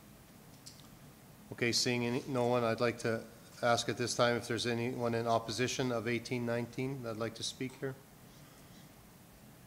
For the second time, I'd like to ask if there's anyone that wishes to speak on 1819. And for the third and final time, if anyone wants to speak in opposition of 1819 at this time. Okay, seeing nobody. Any final questions, anybody? No. I'd like a motion to close public hearing. Yeah, thank you, Councillor Slipchurch, for making the motion to close public hearing. Any discussion on this? Seeing none, I'll call for the vote.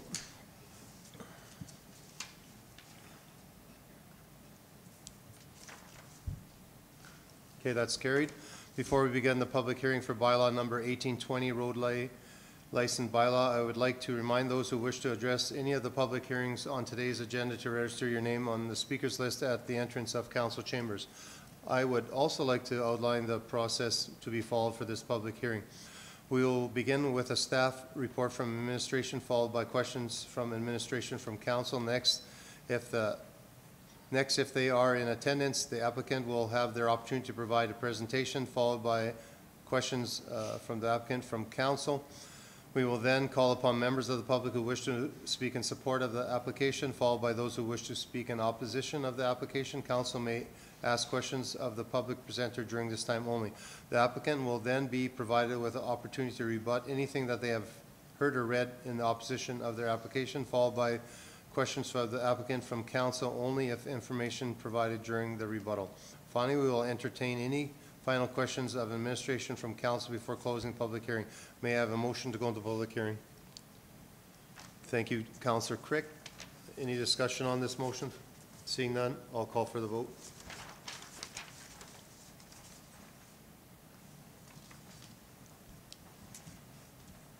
Okay, that's carried. I'd like to open public, this bylaw 1820 for roadway licensing. Thank you, Lisa. So this is the public hearing for roadway license bylaw number 1820, authorizing the MD of Bonnyville to enter into an agreement to license the road allowance east of the east half of 1064 of 7, as shown on the map on Appendix A. Bylaw number 1820 is a renewal of an existing road allowance lease bylaw number 1727. The applicants have applied to license the road allowance to be used for accessing 2 existing well sites. Thank you. Any questions? Okay, seeing none. I'd like to announce that this time that there was no written submissions were received for bylaw number 1820. At this time, I'd like to ask if there's anyone who wishes to speak in support of bylaw 1820. For the second time, I'd like to ask if there's anyone here wishing to speak in support of 1820. And for the third and final time, if there's anyone here wishing to speak in support of 1820. Okay, seeing no one, is there anyone here to speak in opposition of 1820? For the second time, is there anyone wishing to speak in opposition of 1820? And for the third and final time, is there anyone wishing to speak in opposition of 1820? Okay, seeing nobody. Any final questions? No one. Okay, I need a motion to close public hearing. Thank you, Councillor Slipchik, for any discussion on this. Seeing none, I'll call for the vote.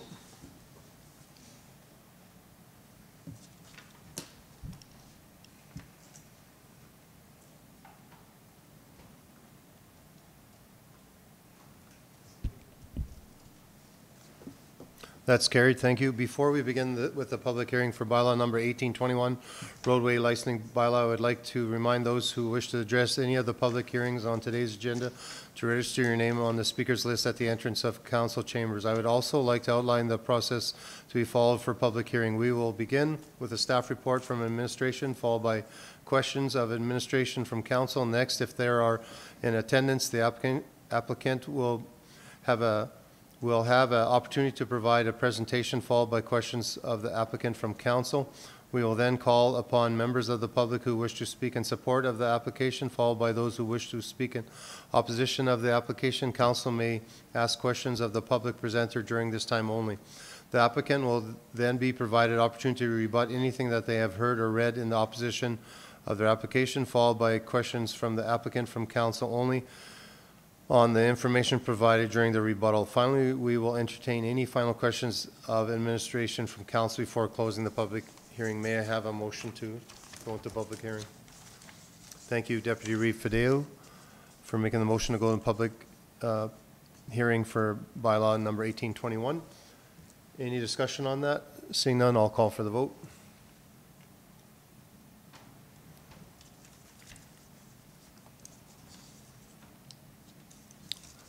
Carried. I'd like to open this public hearing. And Lisa, there you are again. Go ahead. Public hearing for roadway license bylaw number 1821, authorizing the MD of Bonnyville to enter into agreement to license the road allowance east of the northeast of 2461 of 8, as shown on the map on Appendix A. Bylaw number 1821 is a renewal of an existing road allowance lease bylaw number 1738. The applicants have applied to license the road allowance to be used for cattle grazing and temporary bale placement. Okay, thank you. Any questions? Okay, is there applicant presentation? Seeing none. Any questions? No. All right, I'd like to announce that there was no written submissions that were received for bylaw number 1821. At this time, I'd like to ask if there's anyone that wishes to speak in support of bylaw 1821. For the second time, I'd like to ask if there's anyone that wishes to speak in support of 1821. And for the third and final time, I'd like to ask if there's anyone that wishes to speak in support of 1821. Okay, seeing no one. Is there anyone here that would like to speak in opposition of 1821? For the second time, I'd like to ask if there's anyone that wishes to speak in opposition of 1821. And for the third and final time, I'd like to ask if there's anyone that wishes to speak in opposition of 1821. Okay, seeing no one, thank you. Any final questions? Okay, I need a motion to close public hearing. Okay, thank you, Councillor Slipchick, for closing public hearing. Any discussion on this? Seeing none, I'll call for the vote.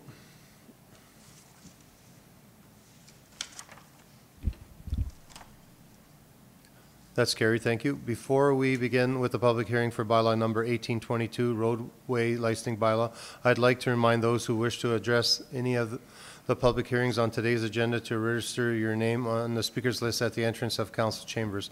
I would also like to outline the process to be followed for this public hearing. We will begin with a staff report from administration, followed by questions from administration from council. Next, if they are in attendance, the applicant will have an opportunity to provide a presentation, followed by questions of the applicant from council. We will then call upon members of the public who wish to speak in support of the application, followed by those who wish to speak in opposition of the application. Council may ask questions of the public presenter during this time only. The applicant will then be provided an opportunity to rebut anything that they have heard or read in opposition of their application, followed by the questions of the applicant from council only on information provided during the rebuttal. Finally, we will entertain any final questions of the administration from council before closing the public hearing. May I have a motion to open this public hearing? Thank you, Deputy Reeve Fideo, for opening this public hearing of 1822. Lisa? So it's the public hearing for roadway license bylaw number 1822, authorizing the MD of Bonnyville. Sorry. Oh, sorry. That was carried? Sorry about that. I'm jumping the gun here. No problem. Carried, thank you. Now I'm going to open public hearing. Perfect. So for roadway license Go bylaw ahead. number 1822, authorizing the MD of Bonnyville to enter into an agreement to license the road allowance east of the northeast of 9, 64 of 6, west of the 4th Meridian, as shown on the map on Appendix A. Bylaw number 1822 is a renewal of the existing road allowance lease bylaw number 1726. The applicants have applied to license the road allowance to be used for grazing purposes and also to deter public trespassing and mischief. Okay, thank you. Any questions? All right, applicant presentation? Yes? Come on up. You have 2 hours. Thank you, Mr. Chairman. My name is Ulla Hansen. I'm one of the applicants on this. We have 3 of the deeded quarters at the end of this dead-end road where we're asking to renew this. And I don't foresee a problem with that, but you guys have changed your policy since we last renewed it, whereas we can't keep the gates locked. And one of the reasons we wanted to keep the gates locked is obviously to keep people out of there. We have a lot of problem with trespassing, partly in due to the fact that as late as 2005, the MD was publishing maps that people could keep in their vehicles that actually show a roadway that crosses all 3 of those quarters of ours. It was a roadway that was put in by Mobil Oil many years ago. It also has a pipeline running alongside of it, which brings us to the other thing in, that we would have to rebuild the road all the way down to the lake up there if we no longer kept this lease. And so we'd run into all kinds of problems with pipelines, and we just know there's other ways that they can access the end of that road. If anyone wanted to get to the end of that road, they can cross the leases. All of the leases are written up along ours up by that lake that they can go there on foot at any time of the year. We know there's a conservation agreement with Ducks Unlimited up there. They've never had a problem. They can get up there as well. There's a trap line up there. He's never had to go through those gates. He can get up there. There's a rice grower agreement on that lake. People don't have problems accessing the end of the road. I don't see why we would have to keep the gates open. It would make it so they have to go onto our private land to get around, because when they built the road and the pipeline in 1985, there's a fence along there that they also built. It still exists. They would have to access through our personal land to get there. Okay, thank you. Any questions for clarity? Councillor Crick. Just, I'm thinking you're allowed to fence your own personal property off, so I'm not fully understanding why they would have to access your own personal land to access the road allowance. There's an existing fence, as well as there is partial roadway that Mobil Oil built that transects right across those three quarters, east and west. And they put a fence in there, which we utilize that to this day. It's been there since 1985. And so to get around, they literally have to get around. The roadway never did go up there. In 1985, the MD allowed a road that transected those three quarters. We didn't own the land at the time, as well as a pipeline and the fence. And when we purchased it, it was there. We've never changed it. The road does not go further than that. So they would have to go around ours to get down to, there's a lake at the end of the road. And if anyone is, needing to get down to that lake, there are other ways to get there. Any other questions for clarity? Well, thank you, Ms. Hanson. Okay, at this time, I'd like to announce that there was no written submissions that were received for bylaw number 1822. So at this time, I'd like to ask if there's anyone that wishes to speak in support of 1822. For the second time, I'd like to ask if there's anyone who wishes to speak in support of 1822. And for the third and final time, I'd like to ask if there's anyone that wishes to speak in support of 1822. Okay, seeing no one. This time, I'd like to ask if there's anyone to speak in opposition of 1822. And for the second time, I'd like to ask if there's anyone that wishes to speak in opposition of 1822. And for the third and final time, I'd like to ask if there's anyone that wishes to speak in opposition of 1822.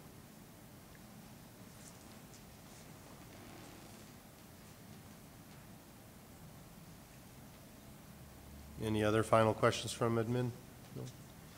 All right, I need a motion to close this public hearing. Councillor Kraviak, thank you. Any discussion on this? Seeing none, I'll call for the vote.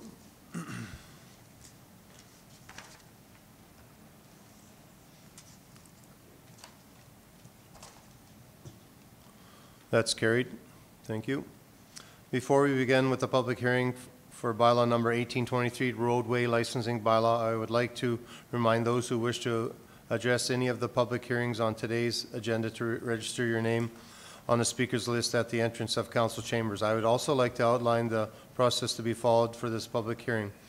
We will begin with a staff report from administration, followed by questions of administration from council. Next If they are in attendance, the applicant will have opportunity to provide a presentation followed by questions of the applicant from council. We will then call upon members of the public who wish to speak in support of the application, followed by those who wish to speak in opposition of the application. Council may ask questions of the public presenter during this time only. The applicant will then be provided an opportunity to rebut anything that they have heard or read in opposition of their application, followed by the questions of the applicant from council only on information provided during the rebuttal. Finally, we will entertain any final questions of administration from council before closing the public hearing. May I have a motion to go into public hearing? Thank you, Councillor Crick. Any discussion on this? Okay, I'll call for the vote.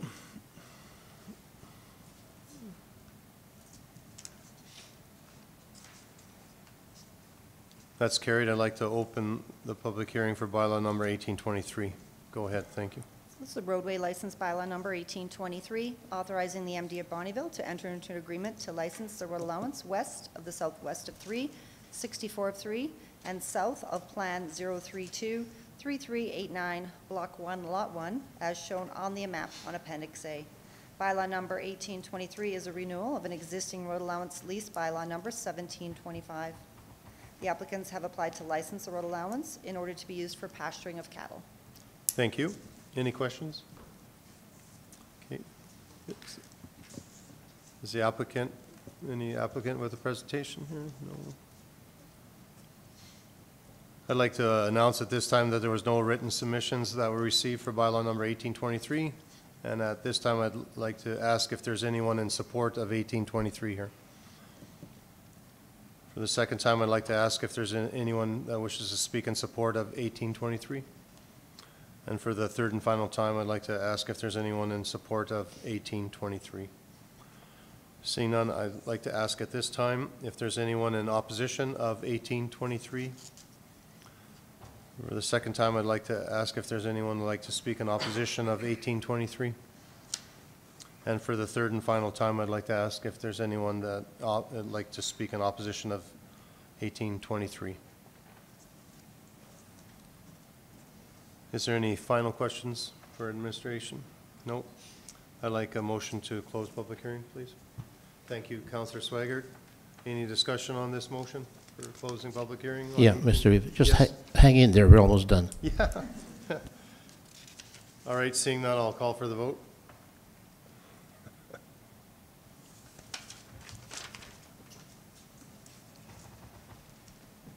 That's carried.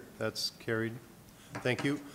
Before we begin with public hearing for bylaw number 1824, roadway licensing bylaw, I'd like to remind those who wish to address any of the public hearings on today's agenda to register your name on the speakers list at the entrance of the council chambers. I would also like to outline the process to be followed for this public hearing. We will begin with a staff report from administration, followed by questions of administration from council. Next, if they are in attendance, the applicant will have an opportunity to provide a presentation, followed by questions of the applicant from council. We will then call upon members of the public who wish to speak in support of the application, followed by those who wish to speak in opposition of the application. Council may ask questions of the public presenter during this time only. The applicant will then be provided with the opportunity to rebut anything that they have heard or read in the opposition of their application, followed by the questions of the applicant from council only on information provided during the rebuttal. Finally, we will entertain any final questions of administration from council before closing the public hearing. May I have a motion to open the public hearing for 1824? Thank you, Councillor Slipchuk, for making the motion for opening this public hearing for 1824. Is there any discussion on this? Seeing none, I'll call for the vote.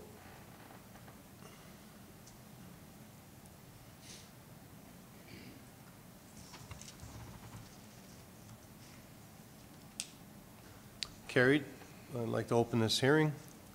The public hearing is for roadway license bylaw number 1824, authorizing the MD of Bonnyville to enter into agreement to license a portion of a service road adjacent to the south and east boundary of Plan 102-5654, Block 1, Lot 1, located within the southeast of 30, 61 of 5, as shown on the map on Appendix A. Bylaw number 1824 is renewal of an existing road allowance lease, bylaw number 1734. The applicants have applied to license the undeveloped service road for additional yard space. The area is already fenced off and as part of the existing yard. Thank you. Any questions for administration? See none. Is there applicant presentation?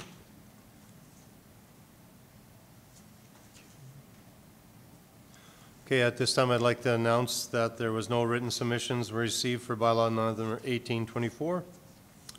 And at this time, I'd like to ask if there's anyone in support of bylaw 1824 here that wishes to speak. Again, for the second time, I'd like to ask if there's anyone here that wishes to speak on behalf of supporting 1824. And for the third and final time, I'd like to ask if there's anyone that wishes to speak in support of 1824. Seeing no one, I'd like to ask at this time if there's anyone in opposition of 1824. For the second time, I'd like to ask if anyone would like to speak in opposition of 1824. And for the third and final time, I'd like to ask if there's anyone that wishes to speak in opposition of 1824. Seeing no one. Any final questions for administration? Seeing none, I'd like a motion to close public hearing. Thank you, Councillor Crick. Any discussion on his motion? Seeing none, I'd like to call for the vote.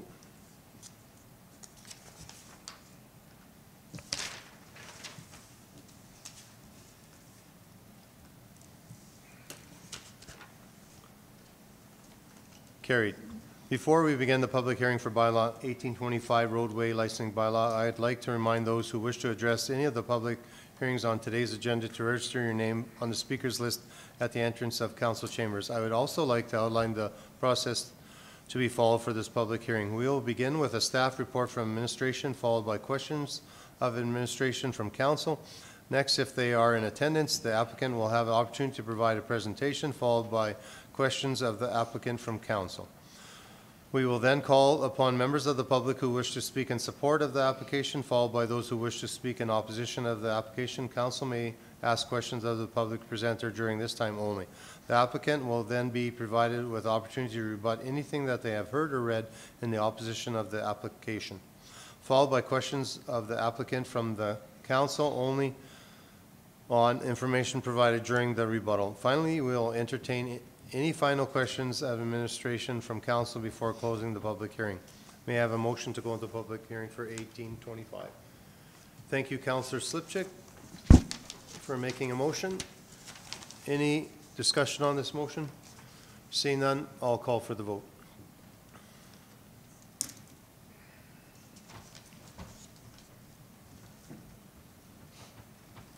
Carried. I'd like to now open the hearing for 1825. Roadway license bylaw number 1825 is authorizing the MD of Bonnyville to enter into an agreement to license a portion of Spruce Crescent located in Plan 5160TR, adjacent to lots 5 and 7, shown in the map on Appendix A. Bylaw number 1825 is a renewal of an existing road allowance lease, bylaw number 1730. The applicant owns all 3 adjacent parcels to this portion of Spruce Crescent and is looking to license the portion of the road to deter the public from driving into his lots number 6 and 7. Thank you. Any questions? Okay, seeing none, thank you. Applicant presentation.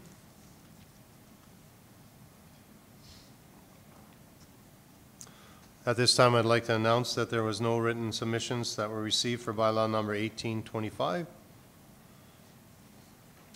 And at this time, I'd like to ask if there's anyone that wishes to speak in support of 1825.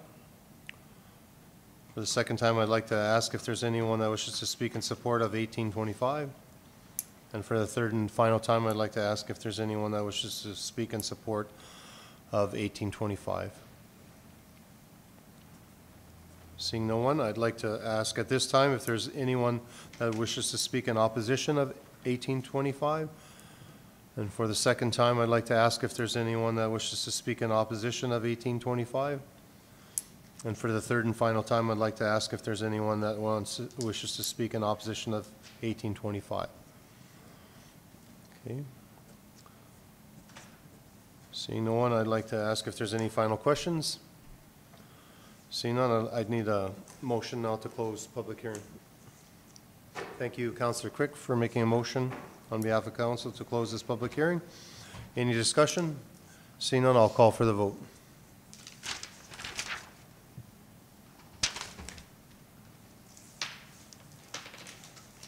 That's carried. Thank you.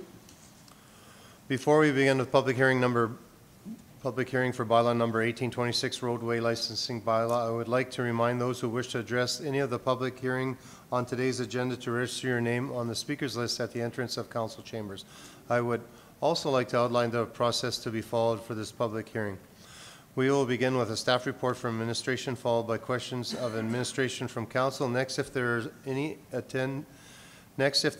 in attendance, the applicant will have opportunity to provide a presentation, followed by questions from the applicant from council.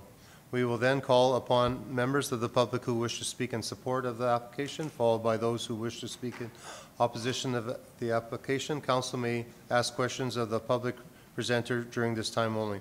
The applicant will then be provided opportunity to rebut anything that they have heard or read in the opposition of their application, followed by questions of the applicant from council only on information provided during the rebuttal. Finally, we will entertain any final questions of administration from council before closing the public hearing. May I have a motion to go into public hearing for 1826? Thank you, Councillor Kraviak, for making a motion. Any discussion on this? Seeing none, I'll call for the vote.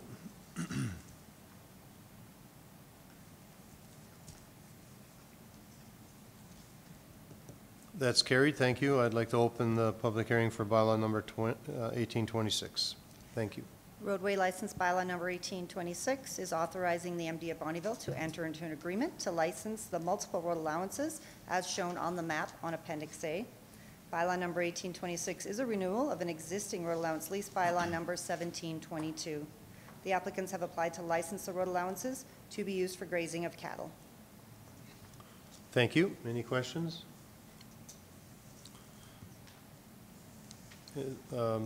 Any applicant presentation? I'd like to announce at this time that there was no written submissions that were received for bylaw number 1826. I'd like to ask at this time if there's anyone that wishes to speak in support of 1826. For the second time, I'd like to ask if there's anyone that wishes to speak in support of 1826. And for the third and final time, I'd like to ask if there's anyone that wishes to speak in support of 1826. Okay, at this time, I'd like to ask if there's anyone that wishes to speak in opposition of 1826. For the second time, I'd like to ask if there's anyone that wishes to speak in opposition of 1826. And for the third and final time, I'd like to ask if there's anyone that wishes to speak in opposition of 1826. Okay, seeing no one. Any final questions mid? I need a motion to close this public hearing. Okay, thank you, Deputy Reeve Fideo, for making a motion to close public hearing. Any discussion on his motion? Seeing none, I'd like to call for the vote.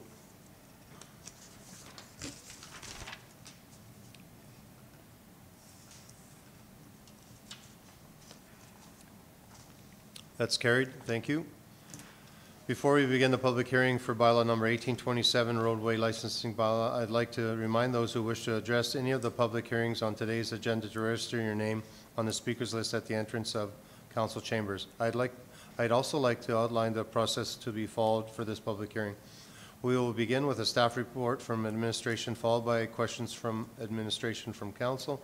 Next, if they are in attendance, the applicant will have an opportunity to provide a presentation, followed by questions of the applicant from council. We will then call upon members of the public who wish to speak in support of the application, followed by those who wish to speak in opposition of the application. Council may ask questions of the public presenter during this time only. The applicant will then be provided an opportunity to rebut anything that they have heard or read in opposition of their application, followed by questions of the applicant from council only on information provided during the rebuttal. Finally, we will entertain any final questions of administration from council before closing the public hearing. May I have a motion to go into public hearing? Thank you, Councillor Kraviak, for making a motion to go into public hearing for 1827. Any discussion on this motion? Seeing none, I'll call for the vote.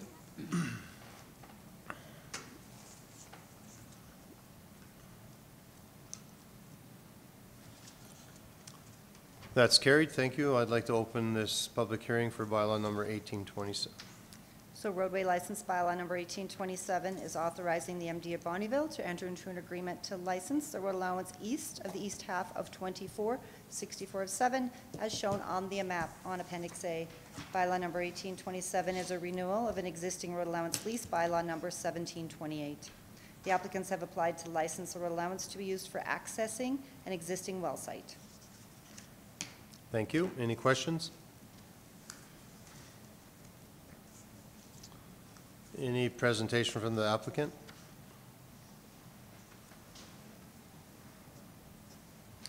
At this time, I'd like to announce that there was no written submissions that were received for bylaw number 1827. And at this time, I'd like to ask if there's anyone that wishes to speak in support of bylaw number 1827. For the second time, I'd like to ask if there's anyone that wishes to speak in support of 1827. And for the third and final time, I'd like to ask if there's anyone that wishes to speak in support of 1827. Seeing no one, I'd like to ask at this time if there's anyone that wishes to speak in opposition of 1827. For the second time, I'd like to ask if there's anyone that wishes to speak in opposition of 1827. And for the third and final time, I'd like to ask if there's anyone here that wishes to speak on behalf of bylaw number 1827, sorry, in opposition of 1827. Okay, seeing no one. Any final questions? All right, I need a motion to close the public hearing. Thank you, Councillor Crick, for making that motion to close this public hearing. Any discussion on this? Seeing none, I'll call for the vote.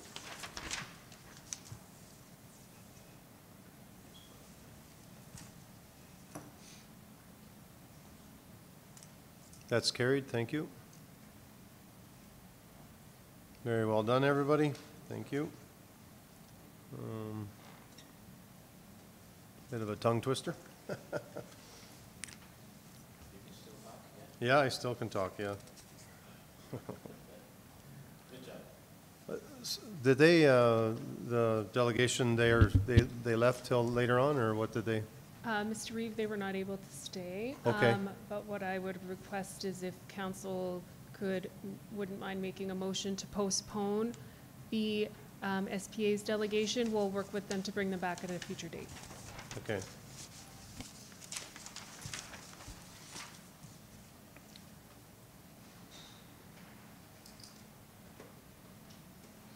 Okay, would someone like to make that motion? Yes, Councillor Swager? Until a later date. Are you doing both jobs at the same time here? Okay, we'll give her a second.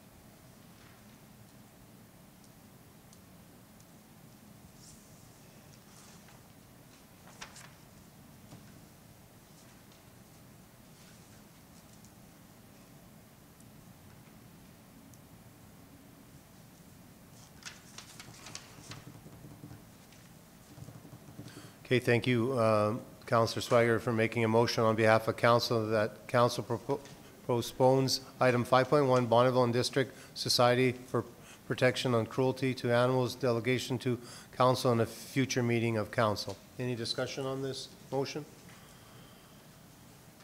Okay, I'll call for the vote.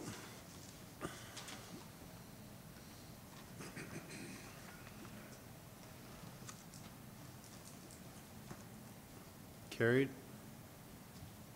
Do we want to do 9.51 for Mike? You wanted to leave, and then we have, our other delegation is here, right? Well, there's the other 6.4. Yeah. We should do the delegation. Sure. Okay. All right, we have a delegation from Lakeland. Come on up.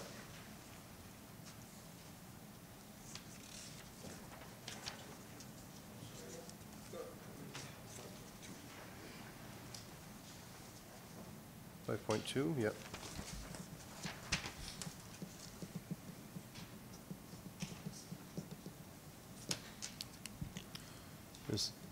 Have a good day, Mr. Chandro.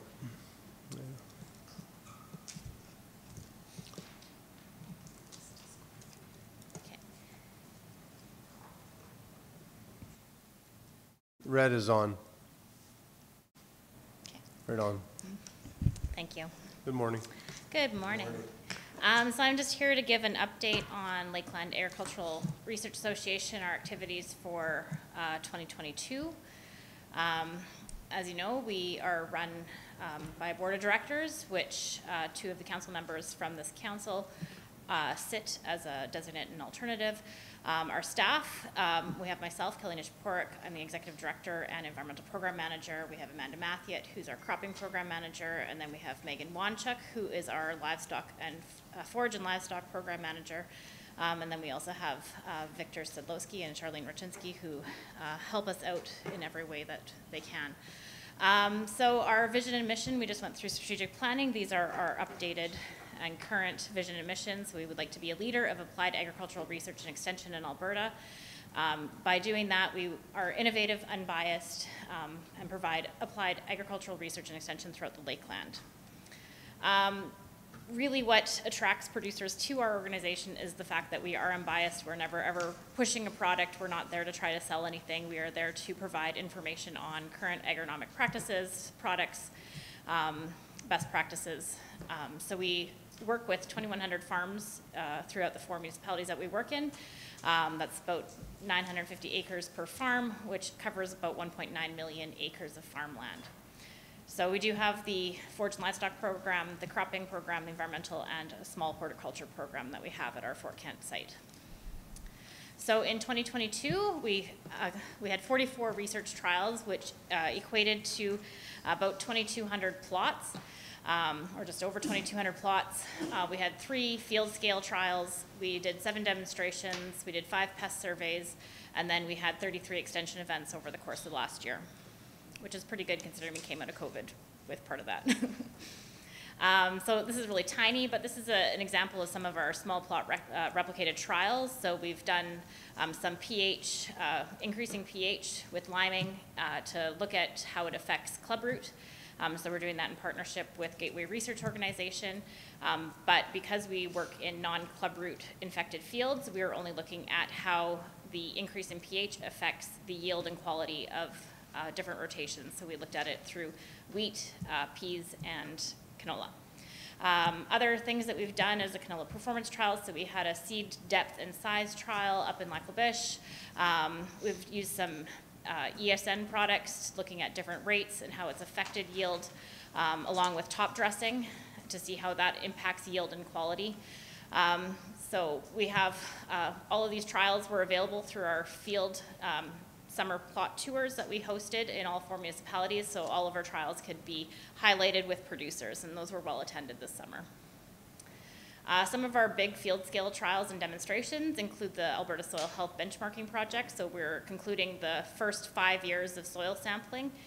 We do have grants moving forward to revisit those sites to see how soil health is improving in our area, or not improving, I guess, is also the other aspect of it. We just became part of the Living Labs project, which there's only 2 living labs in Alberta that's funded federally, and that's going to be looking at soil carbon mapping as well as how we do carbon sequestration using a variety of best management practices on regenerative agricultural practices. We are part of the Rancher Researcher Project, which looks at the how innovations can impact ranches, as well as what is the blockage between uptake of cattle producers, which are typically very slow at adapting to new technologies, to see if it's a money, financial reasons why it's not doing it, or knowledge, or just not having enough data to understand what these technologies can do. So we just completed that project. We've also looked at cover crops affecting soil health. We've done hemp trials. In the past, we've also done quinoa, so looking at new crops that are coming down the pipeline. My mouse does not work anymore. I don't know if you're... Can you scroll down for me? Sorry, it's not working. So we do a variety of extension. We have not only our field days as well as our webinars.